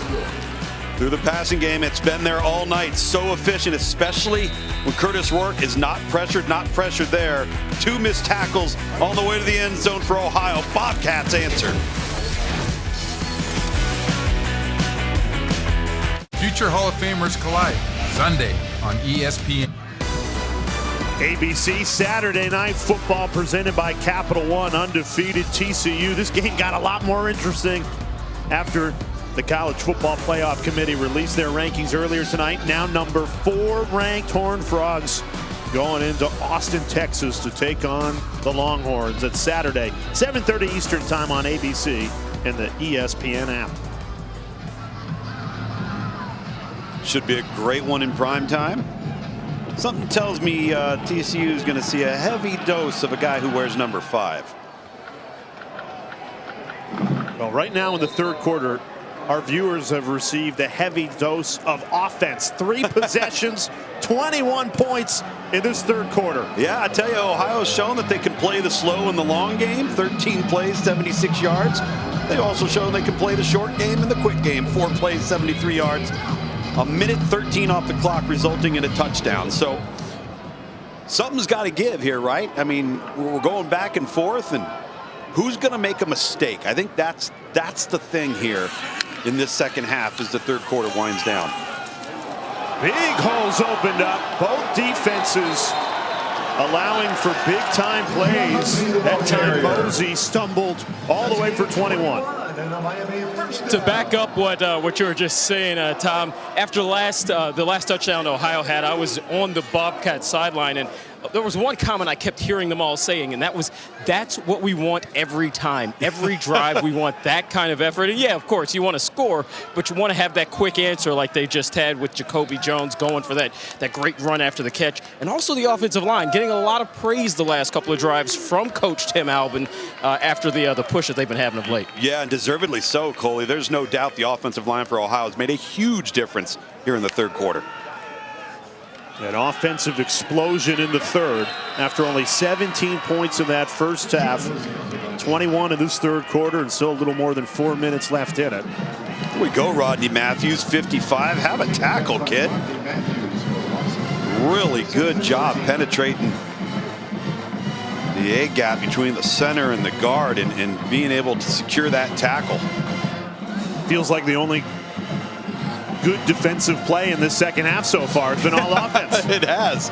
But again, it puts Miami behind the chains, puts them in predictable passing downs. Yeah, they've struggled in these situations all night long. Gabbert on the run, heaves a deep ball, tight coverage, and a flag comes out. Defensive pass interference. Miles Marshall was tripped up by Micah Ryder.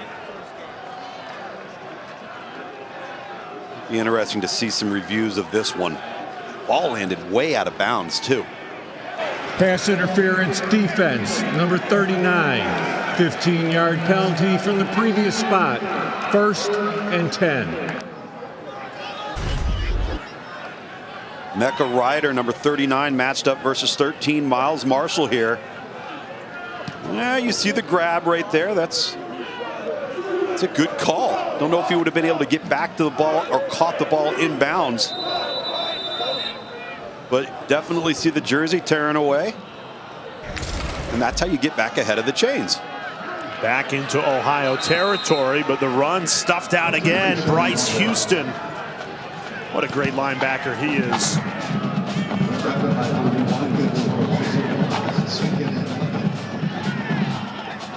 Anchors this defensive group for Ohio.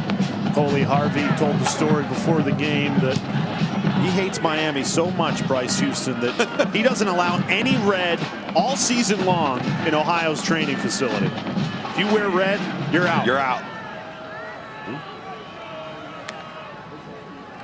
2nd and 11. Gabbert hit as he throws. Did well to get rid of it. Nice catch as well by Miles Marshall. Gain of 6.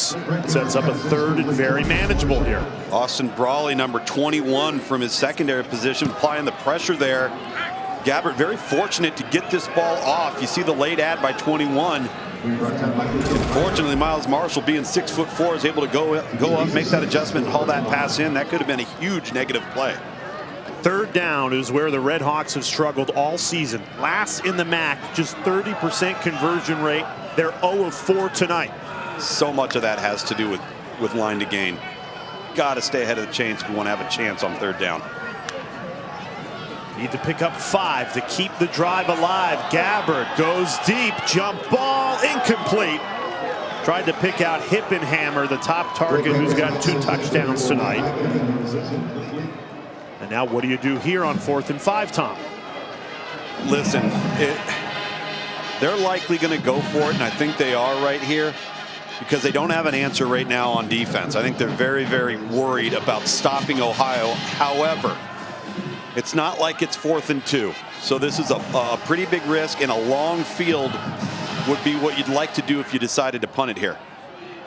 They're better on 4th down than 3rd down statistically this season. 13% better conversion rate. Gabbard, quick hitter. Going to be really tight. Did he get 5? I think a yard short. Keith Thompson came storming in. What a stop. And that's turnover on downs. Great job by Keith Thompson. Keith Thompson coming off of the best game he's had in a Bobcats uniform last week versus Buffalo, and makes a huge stop here, running to the football, laying the hat on Hippenhammer prior to the line to gain. A lot of white jerseys flying to the football, and now Miami better come up with an answer on defense. They didn't gain any field position back by choosing to go for it there on 4th down. I like the play call. That's just an effort-based play by Ohio on defense.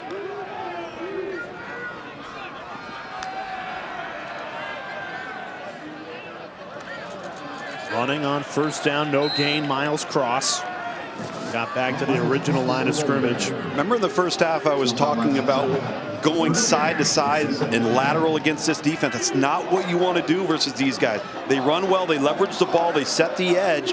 Where their success in the run game has come is downhill between the tackles.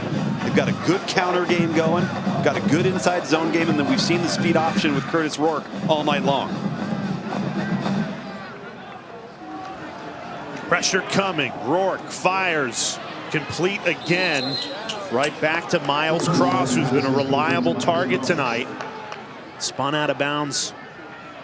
Got 9, so a 3rd and 1 upcoming. So hard to, number 1, rush him, and then he gets the ball out so accurately on a timing route to the sideline. Even if you're Javon Kimpson, number 22 in coverage, you can't be right. Big 3rd down here for Miami on defense. They failed to get off the field in this second half. Heavy box. 7-man box. A lot of gray jerseys in there. Ohio needs a yard. And they get it. That offensive line. Wow. Single-handedly picked up that 1st down. There's no question. And they did not have a hat advantage in the run game there. And we're still able to make the push, get the 1st down. This is one of those scenarios where you know you're a good defensive football team. You know it's the strength of your program, and it can become demoralizing when you can't get off the field and they're hitting you with timing routes, then they're hitting you with lateral stuff, then they're hitting you with the inside run. Ohio's just been very diverse in their attack all night long. And they don't have to run a play. They elect to move to the 4th quarter, leading by 10 at this rivalry game. Battle of the bricks. Ohio's got the football. 10-point lead as we head to the 4th quarter.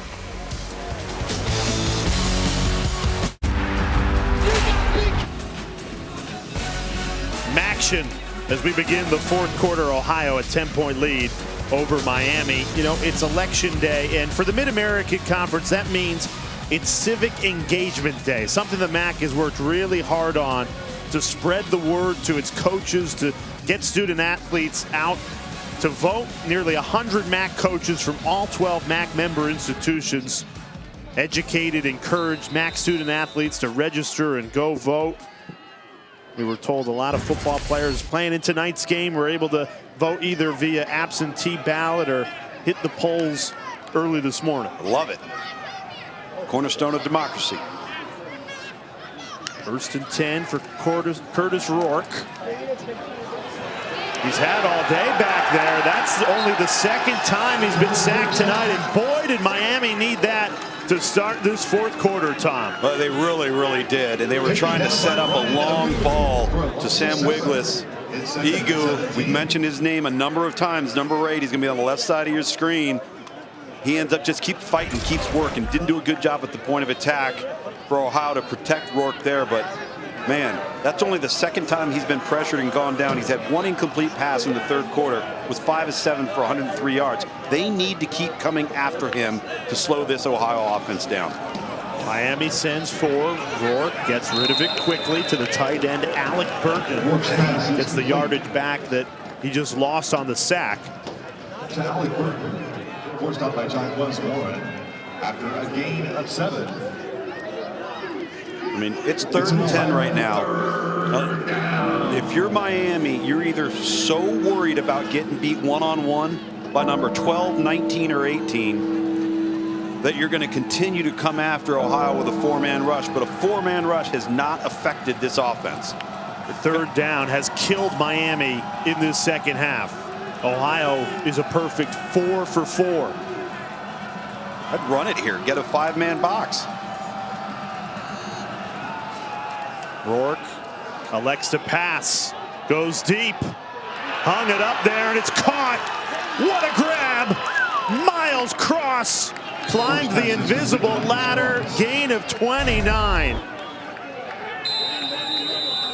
Boy, and he went down hard. A late add and pressure, ends up being a 5-man pressure, but goes down right there on his back and his left shoulder. What an effort play to go up, elevate, get that football, and once again, 3rd down, Ohio's owned it the entire game.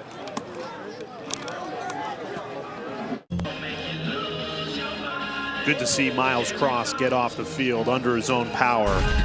And talk about putting your body on the line. Take another look at this incredible catch. Helps him get to a career high in total yards on the night. Wow. Yeah, really well thrown football, but to elevate and extend above your head. Go attack the football, young man. I love it. Had 2 touchdowns last week against Buffalo. All-time highs today as a receiver. 6 catches. And now a 1st and 10. That cross catch, remember, was on a 3rd and 10 to keep the drive alive. The 3rd downs have been back-breaking for Miami tonight. So that's the difference in this game, Tom. Well, it is. And if you're Coach Martin on the Miami sideline, you're just sitting there, you're watching this clock just dwindle away, and you feel helpless. You can't do anything to stop it. That's almost a 7-yard gain right there on 1st down. At one point in this game on 1st down, Ohio was averaging a little over 2 yards a play. Then they hit the 3rd quarter and it was 7. Right back in the red zone, looking to extend this 10-point lead. And Gura battling forward. What a hard runner. Like a bulldozer. Picks up another 1st down, gain of 7. He's an exciting back, and unfortunately he's been banged up an awful lot of this season. Hasn't played as much football as they'd like to have from him. Ryan McWood, one of the 2 outstanding linebackers for Miami of Ohio. Miami there missed the tackle. Now Noah McCormick subs in for Bangura at running back.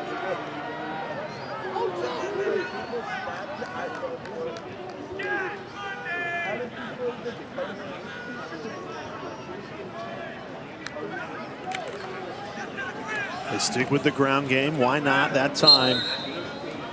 Stopped for a short gain of 2. Guys, just want to update you really quickly on receiver Miles Cross.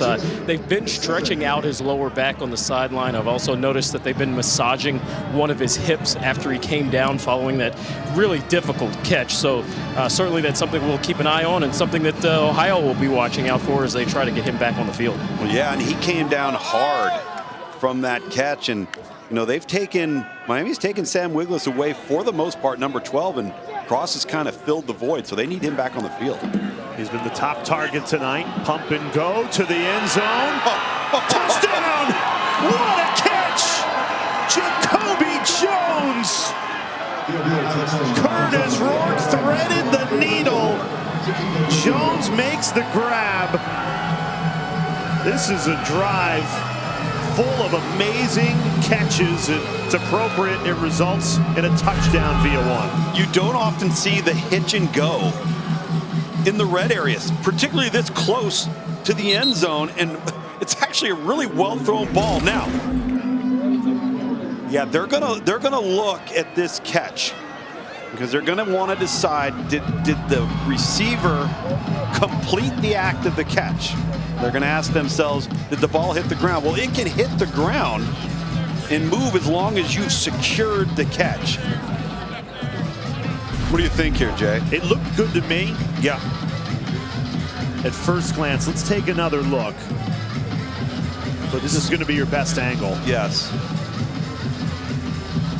That's a touchdown. I think it's a touchdown too. Now, it was called a touchdown on the field, so we've got to have indisputable video evidence to change the call. That's a touchdown. I think he got both of his hands under the football. I don't know if there's something there in the angles that we've seen that would tell you that that's not a catch. What he did such a good job was getting both hands, both mitts under the ball. That's a good shot, still shot right there of both hands being under the football and the ball coming back up under his chest. Yeah, brings it right into the chest too. Yeah. Great focus and concentration, and man, ball's thrown slightly to the inside, but the defender, John Saunders, number 5, can't defend this throw. And Curtis Rourke, magnetic to those wide receiver hands on this drive. So many spectacular catches that set up this touchdown. After review, the ruling of a touchdown stands. That might have been the best good call catch of the bunch. So a 10-play, 67-yard drive for Ohio. And for the first time tonight, they're starting to separate themselves. Yep, they are. They truly are.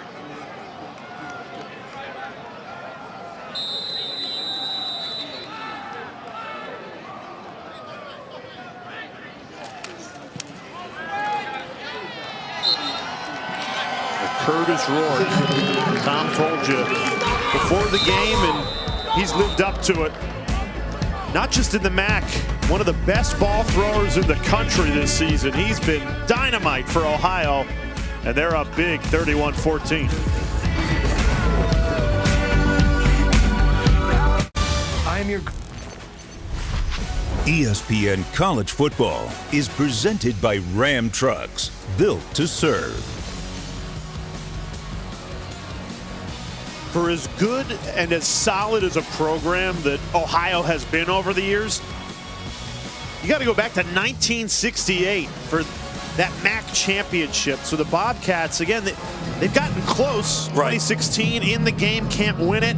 This is as good a year as they've had in a long, long time to go and win a MAC championship. If they can win this game, and right now they're up by 17 at Ball State, home against Bowling Green. They win those 2 games, they're in the title game. Well, Frank Solich and his staff for a number of years elevated this program and were able to get in title contention, but couldn't bring home the trophy. And you're right, this team looks poised to put themselves in a position, and they don't beat themselves. There are very few self-inflicted wounds. They've got that head-to-head tiebreaker against Buffalo. It really could come down to that game against Bowling Green on the final day of the regular season to decide it. So it's football season. We're talking about end-of-season scenarios. College basketball just beginning. This is so cool. Armed Forces Classic. Gonzaga and Michigan State, they're going to play on the flight deck of an aircraft carrier, the USS Abraham Lincoln in San Diego. Even if you're not a basketball fan, that's a spectacle. You want to see that. What, didn't you mention rain in the first half? It doesn't rain in San Diego. Well, I'm also the guy that, for a moment there, put LSU above Tennessee in the college football playoff rankings. So. Not a weatherman, I'm not a college football playoff predictor. I could see some heavy gusts coming off of the Pacific, though, on deck. Brett Gabbert Right on the money to Miles Marshall. If Miami's going to come back from 17 down, they have to move quickly. They do have to move quickly, and they have to get some chunk plays like that. Have a sense of urgency. Don't press, though. And you're starting to see some tempo.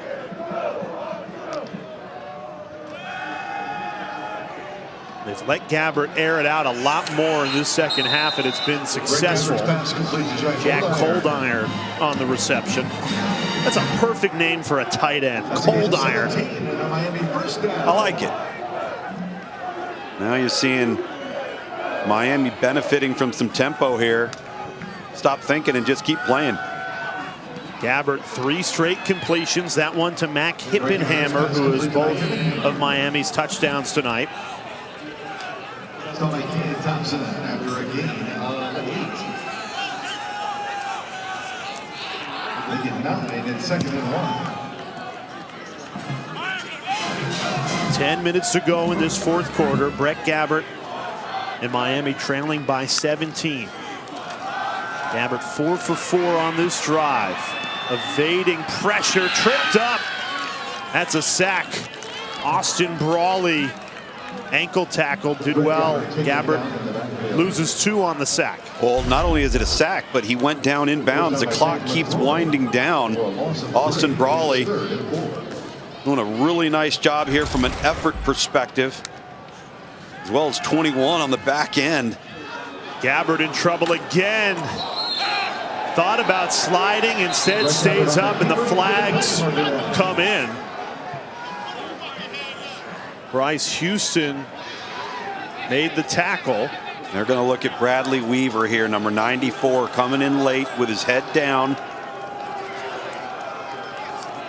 Gabbert playing his case.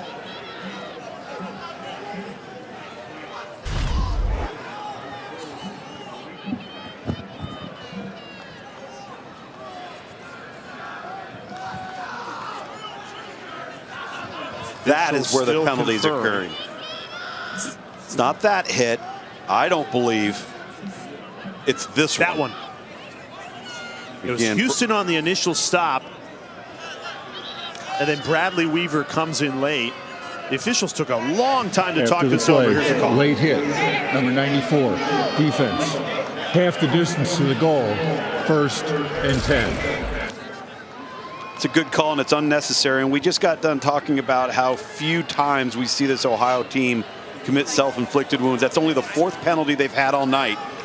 And their penalties haven't been sloppy, silly penalties. They haven't had a procedure penalty. They haven't had an offsides penalty. But they've had a targeting, just had that personal foul. And they had a pass interference in the early portion of the 3rd quarter. Into the red zone in what is a must-score drive for Miami. Gabbert surveys the field, nobody open. Tucks and runs again.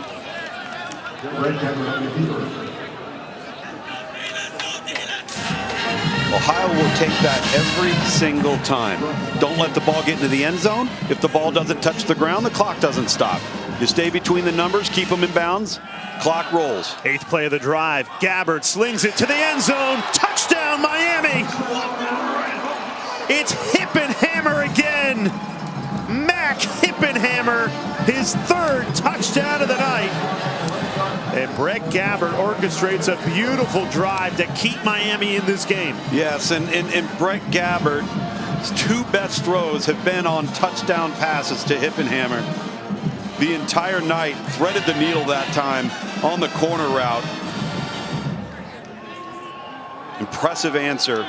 Some tempo with this offense getting back in this game. And for a game that only saw 17 points in the entire first half, these 2 quarterbacks starting to overwhelm these defenses. They've taken over into the 4th quarter. We've got a 10-point game in the battle of the bricks between Miami and Ohio.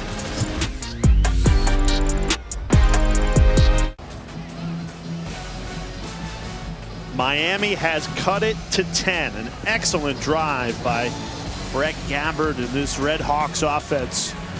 Still a ton of time.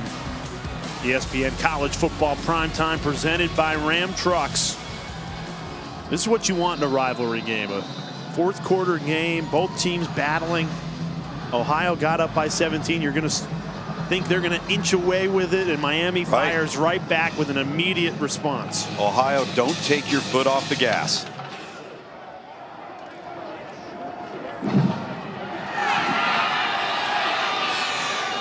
Kobe Jones on the return, turns the corner. There's a flag behind him, so this is likely coming back after a return of 39.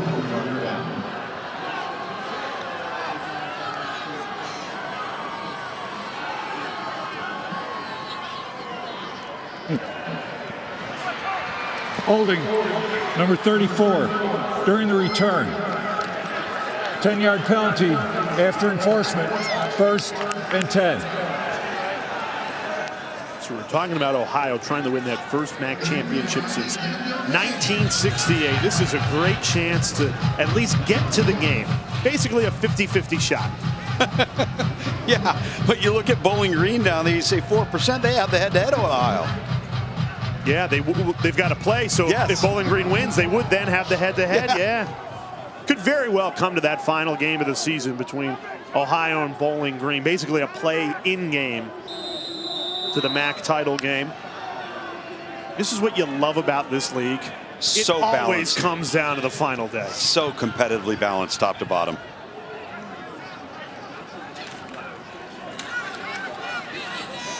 Been a very balanced offense as well for Ohio tonight.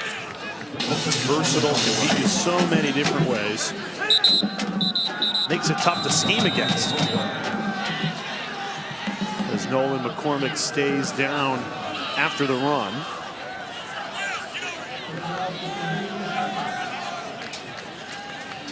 We'll step aside. 8:17 left in this fourth quarter. Ohio up 10 with the football.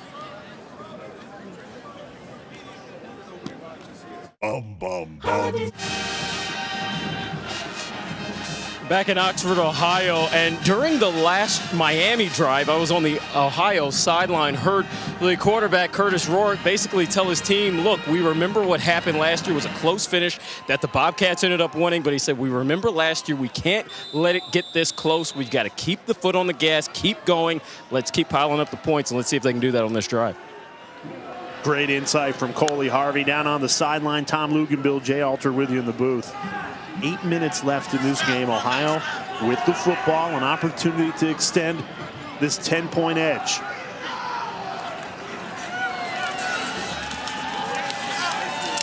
Stay on the ground, no surprise. You know, in a game like this, it's never too early to chew clock. We've seen drives where in this game, Ohio's taken 7 minutes and 35 seconds off on a touchdown drive. Well, we saw what this Ohio offensive line has done coming out of the locker room to enter the third quarter.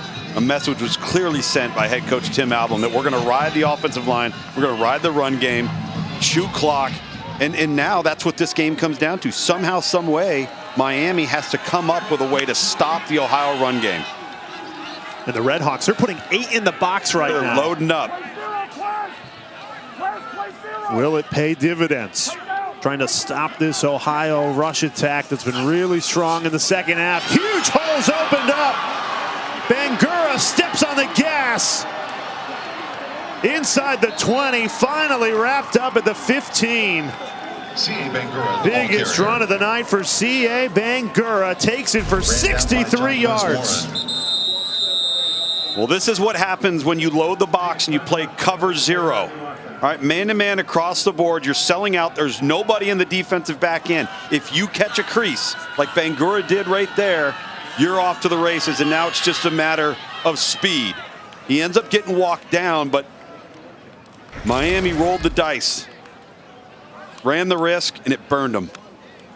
The good news on that play for Ohio is a 63-yard carry. The bad news is right tackle Shedrick Rhodes still down at the original line of scrimmage, being attended to by the Bobcats medical personnel. One of the few young guys in what is a very veteran offensive line for Ohio, just a redshirt sophomore out of McDonough, Georgia. And they've been outstanding tonight. Basketball is back on ESPN Friday night. ESPN2, 6 p.m. Eastern Time. Number 1, South Carolina, the reigning national champs on the women's side in College Park to take on Maryland. That is Friday, ESPN2, 6 p.m. Eastern Time. Really good to see Rhodes get up, walk off the field under his own power. Yeah, he seems to be all right. And Miami sold out, and it cost them. After only 19 rushing yards in the first half, Ohio has exploded. 141 yards this half alone.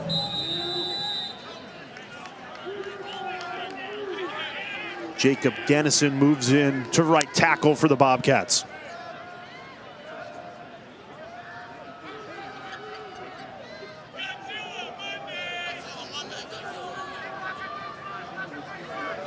Leading clock here. Right back to Bangura. This time up the gut. And Chuck Martin decides to take his first time out.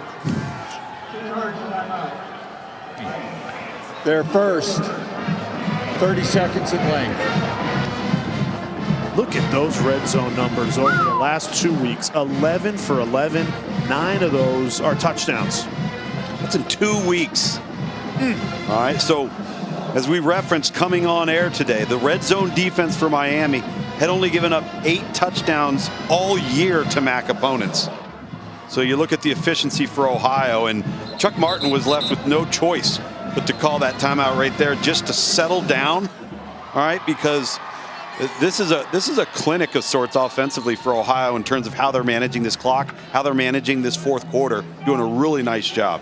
Closing in on 5 straight wins. And the way they're playing right now, particularly on offense, look at 520 total yards. I don't think there's anybody in the MAC in current form that can beat this team.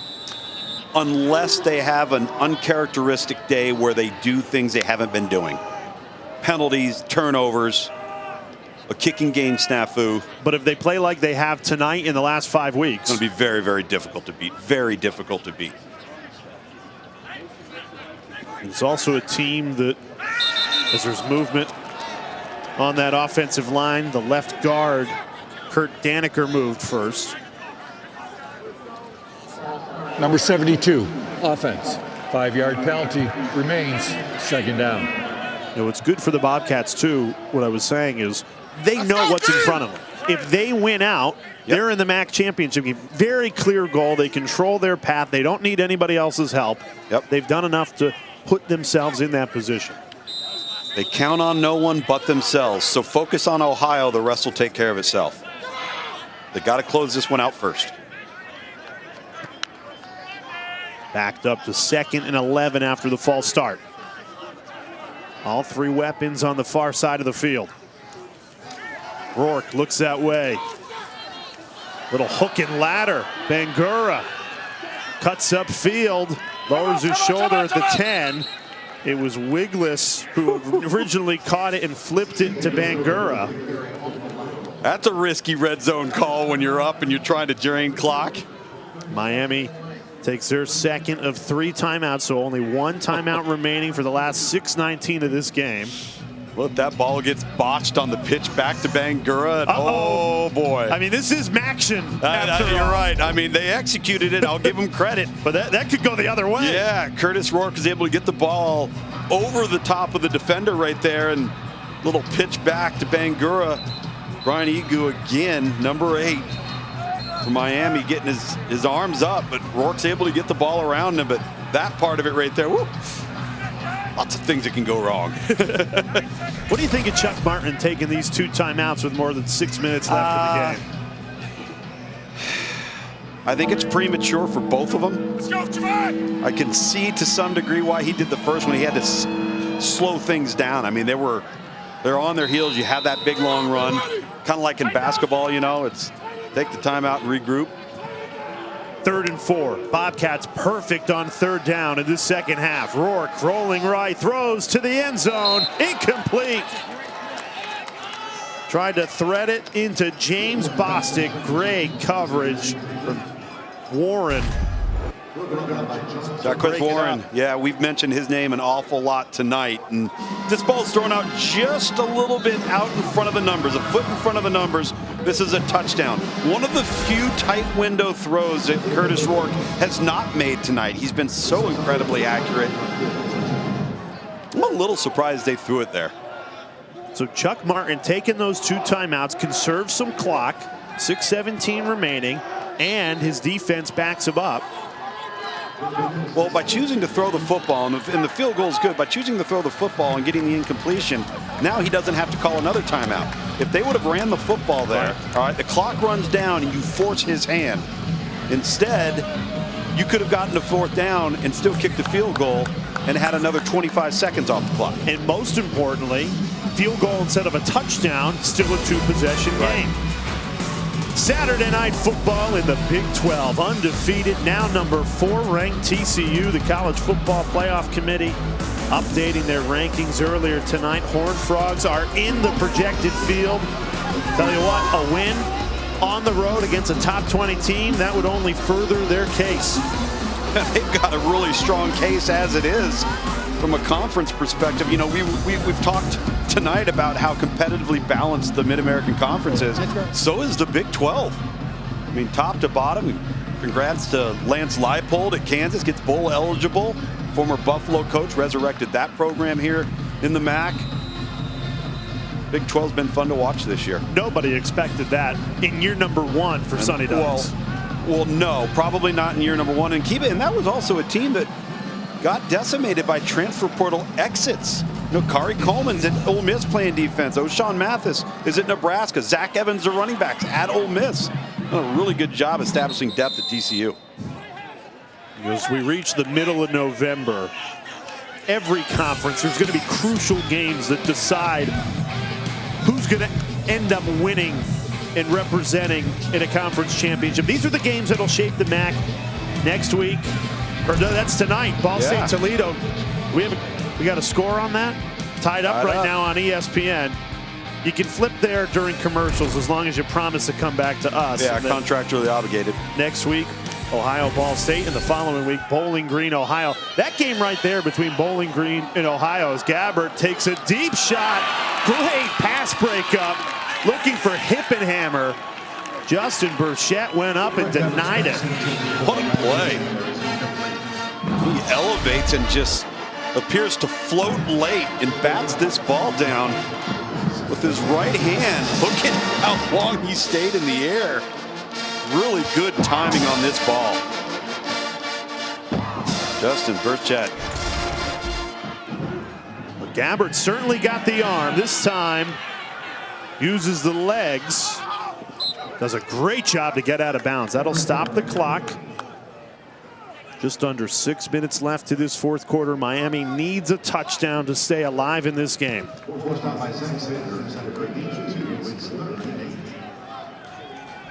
And you need one relatively quickly as well.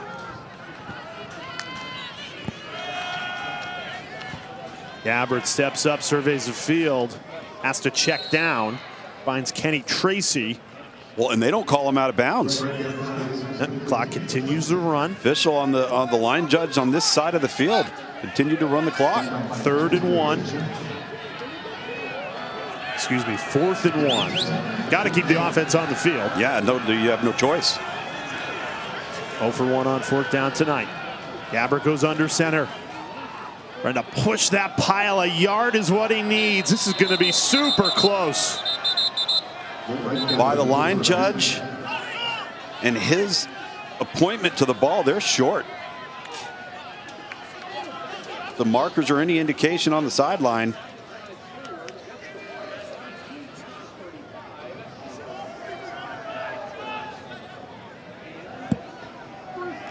And that's it. Yeah, they needed to get it to the 35-yard line, and they failed to do it. Turnover on downs.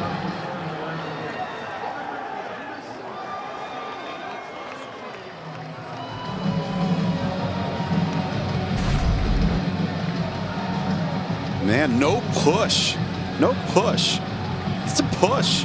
Look, Key Thompson, the rest of that Ohio defensive front, and the reason why they won is because they were lower. Leverage wins. And remember, because Chuck Martin burned those 2 timeouts on the previous drive, only 1 RedHawk timeout remaining for the final 5 minutes of this game.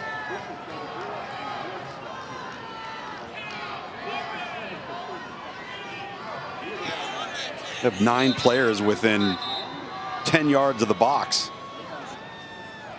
Officials load this play dead before the snap.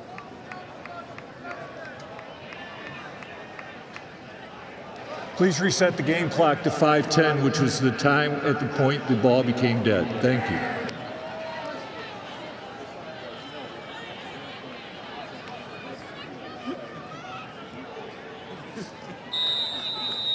Every second matters, Jay. Don't shake your head at me over there. It does for Miami. 35 yards to work with for Ohio. I don't know if they're capable of running the entire clock out just because there's not enough field in front of them. They'll score before the clock runs out, especially if they keep running the football like this. How about the Bobcats offensive line? And they are the most valuable players of this game.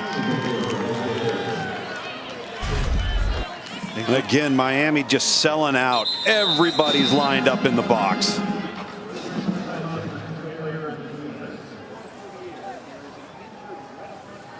Great push by the offensive line.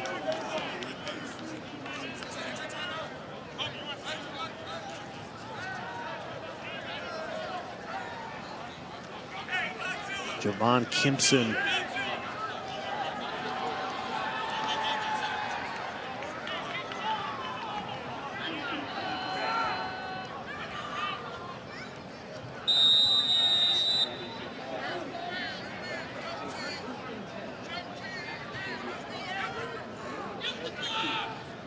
Ohio screams over from their sideline, use the clock. Got 27 seconds. Oh, they're going to come off of it. Right now, Curtis Rourke looks like a statue. Look at all of those gray jerseys in the box. If you hit a crease here, it's gone. Good to see right tackle Shedrick Rhodes back into the ball game. Part of those 5 up front that have anchored this win for Ohio tonight. Bangura bottled up, still battling forward, holds on to the football. Chuck Martin decides to use his final timeout with more than 4 minutes left in this ball game.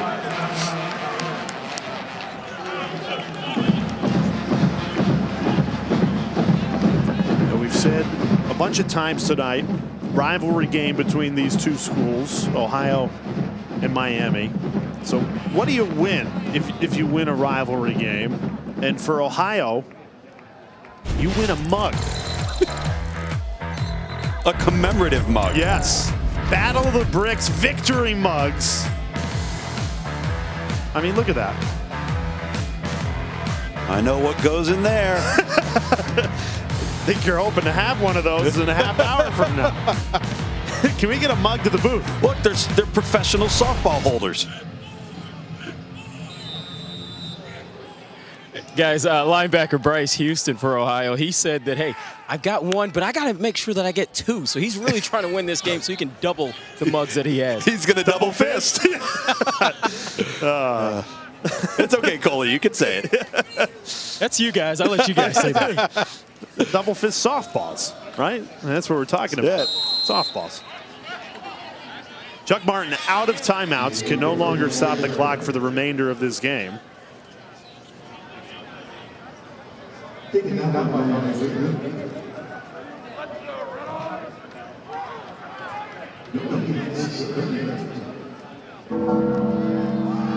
Tell you got to give this Ohio Bobcats squad a lot of credit, because every time they were threatened with a Miami answer, they came back and played. They came back and fought. They made their own play, came up with their own answer on the road. Impressive. 3 minutes and 24 seconds away from a 5th consecutive victory And the only thing that stands in Ohio's way now is at Ball State and then at home against Bowling Green.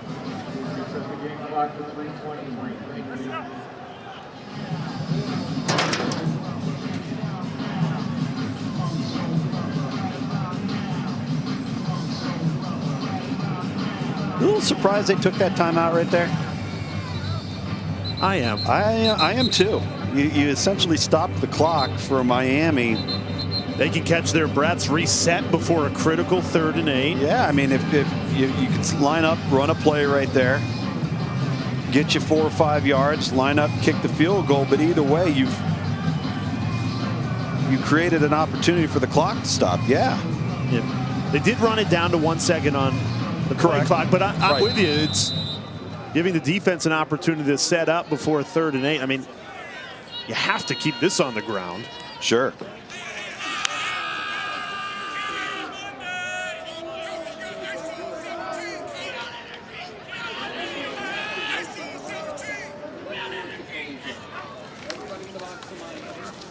Oh, plenty of space. Rourke gets the first down. Some trickery.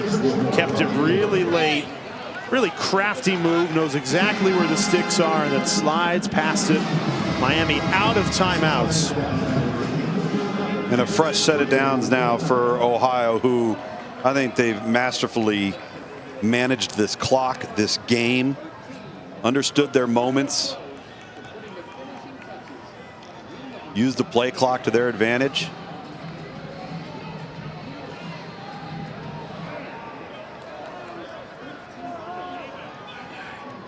Jake Netherton into the game in the backfield behind Rourke.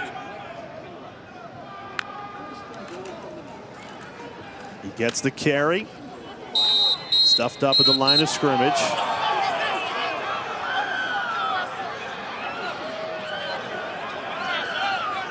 Ohio taking issue with the hard tackle from Ryan McWood.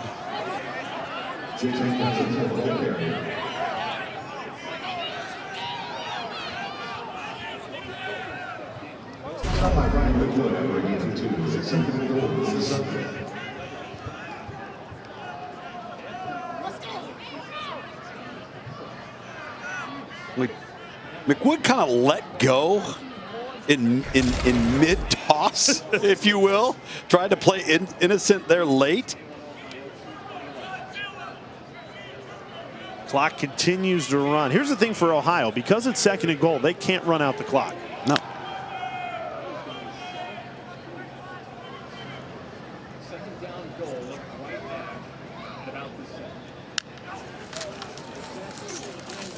Julian Ross into the game. He gets the carry there. Clock continues to run. I know you're not super high on time of possession, but I do feel like Ohio has controlled the clock, and as a result, they've controlled the scoreboard as well. But they've controlled it with their run game. Look at the rush attempts in this game. How many times they attempted to run the football. Give me that number over there, partner. 42. 42 rush attempts. What's Miami's?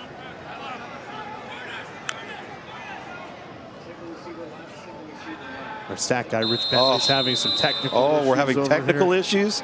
Putting them on the spot, live TV? 42 rushes. 42 to 19. Well, there you go.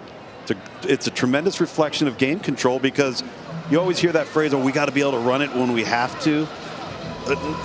Or you can say we got to be able to run it when we want to. And Ohio's been able to do that at will here tonight.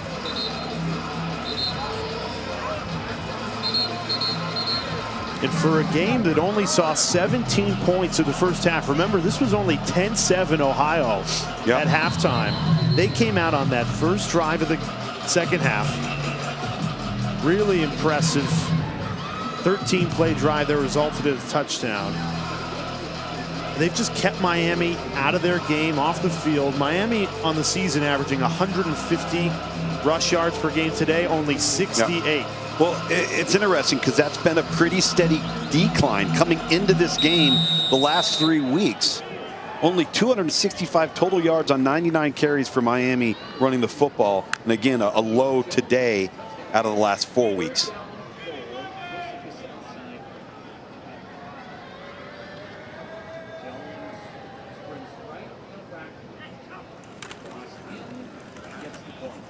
Third and goal. They keep it on the ground. 40 more seconds can come off of this clock. There'll be a little more than 20 seconds left.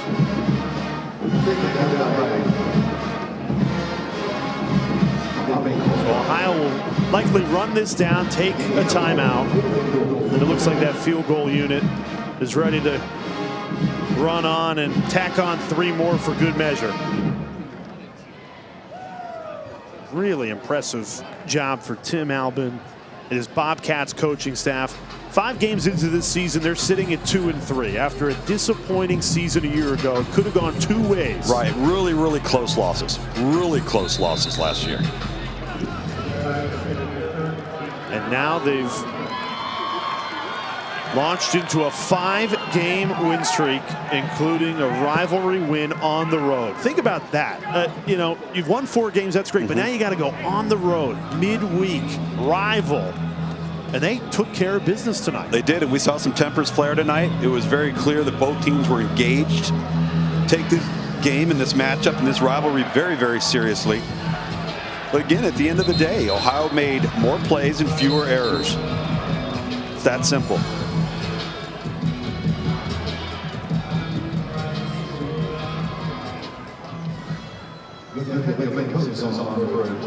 What impressed you most about the Bobcats tonight? Their answers. I think they came out of the locker room with a mindset coming out of halftime. They were going to lean on the offensive line, and every time they were threatened by Miami, they had an answer. 21 yards, easy work. And Ohio has left no doubt in this 4th quarter. Really started to separate themselves. Really good quarterback play from Curtis Rourke. Brett Gabbert showed flashes too for Miami. Again, this is a kid that missed 6 weeks of this season. I mean, Miami's record is completely different if they've got Gabbert on the field healthy this entire year. Yeah, and lost some close games prior to getting a big win last week on the road at Akron. 2 one-score losses back-to-back weeks. But this was a big one. This was Ohio coming in confident, executing, again making fewer errors and just a handful of more plays. But you have to credit the offensive line for Ohio for the vast majority of this victory, because they set the tone coming out of the locker room and were the difference in the game. So for Ohio, they'll improve to 7-3. All eyes on their first MAC championship since 1968. If they win the next 2 games, they win the East, play in Detroit in the MAC championship. For Miami, they'll slide to 4-6, Tom, and they've got to go 2-0 in the final 2 weeks for bowl eligibility. Got some work cut out in front of them. They really do. Tim Albin there, the head coach at Ohio, has done such a good job. You're taking over for a legend, a guy that resurrected a program, and Frank Solich. And he was a big part of that resurrection. Longtime offensive coordinator, now stepping into the head coaching role. One of those few coaches in this profession that's been able to stay at a place for an extended period of time, both as an assistant and as a head coach, and it's a luxury in the profession of coaching.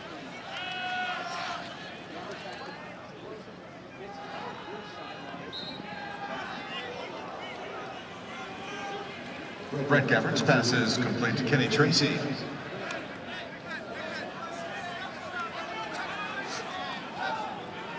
Gabbert, a player that preseason a lot of people thought would be in contention for MAC Player of the Year, derailed by an injury that kept him out for 6 weeks. You could very well make the case that the opposing quarterback tonight, Curtis Rourke, is now the front runner for MAC Player of the Year. No question. It's a performance-based award as we see Brett Gabbert work to get out of bounds. About 3 seconds left. Performance-based award in off of performance alone. 6 300-yard passing games so far in the season. Remarkable high completion percentage in an offense that's not just dinking and dunking. They're throwing the ball downfield. They're taking explosive plays and connecting on them. I think he's been the best quarterback in the league by far.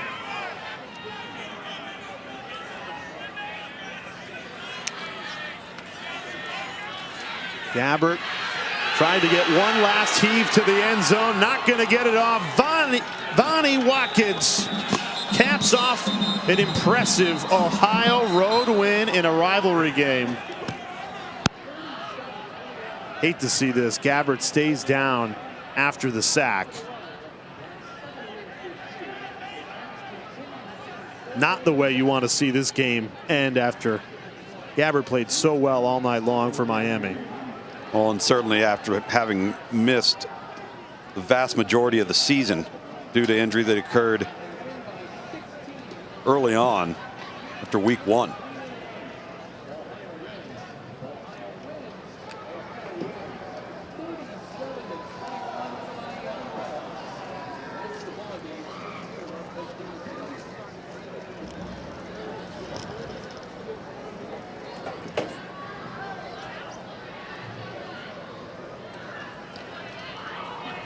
Well, you just hope Brett Gabbert, who's started as a true freshman for this program, he's been through a lot, he's played an awful lot of football. Top 10 all-time passer in this program. Hard hit, getting spun down to the ground.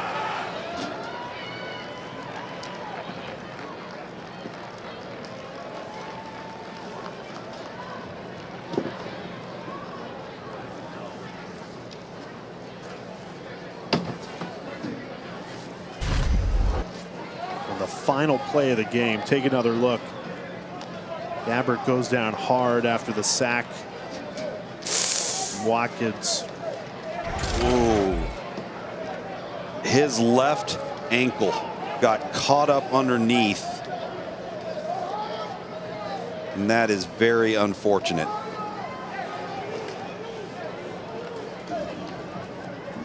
Gets up being helped off the field after a valiant effort in a rivalry game.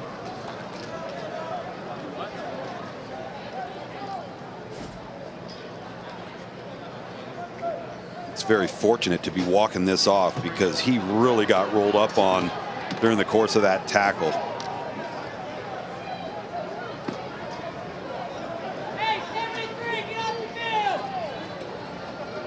Take a look at the updated standings. And Ohio stays in control. A direct path to the MAC championship. If they win out, they win the East. Bowling Green, Buffalo, right behind them.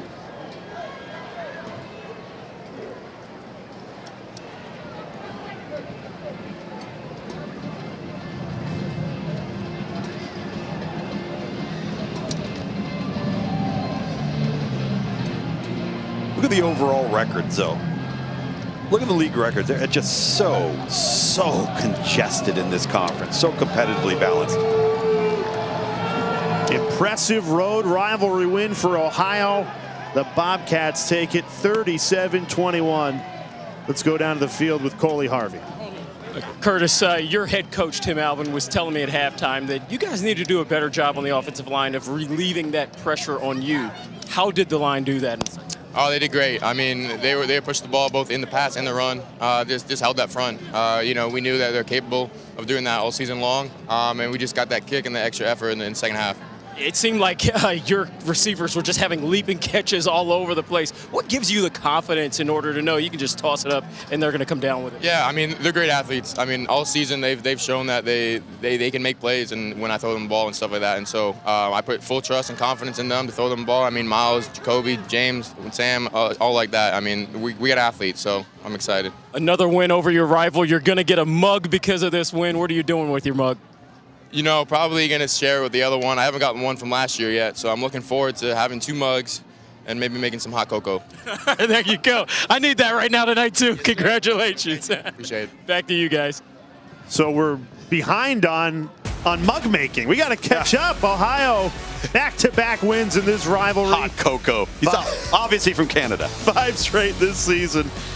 Ohio wins it 37-21 for our terrific crew. Jay Alter saying so long from Oxford.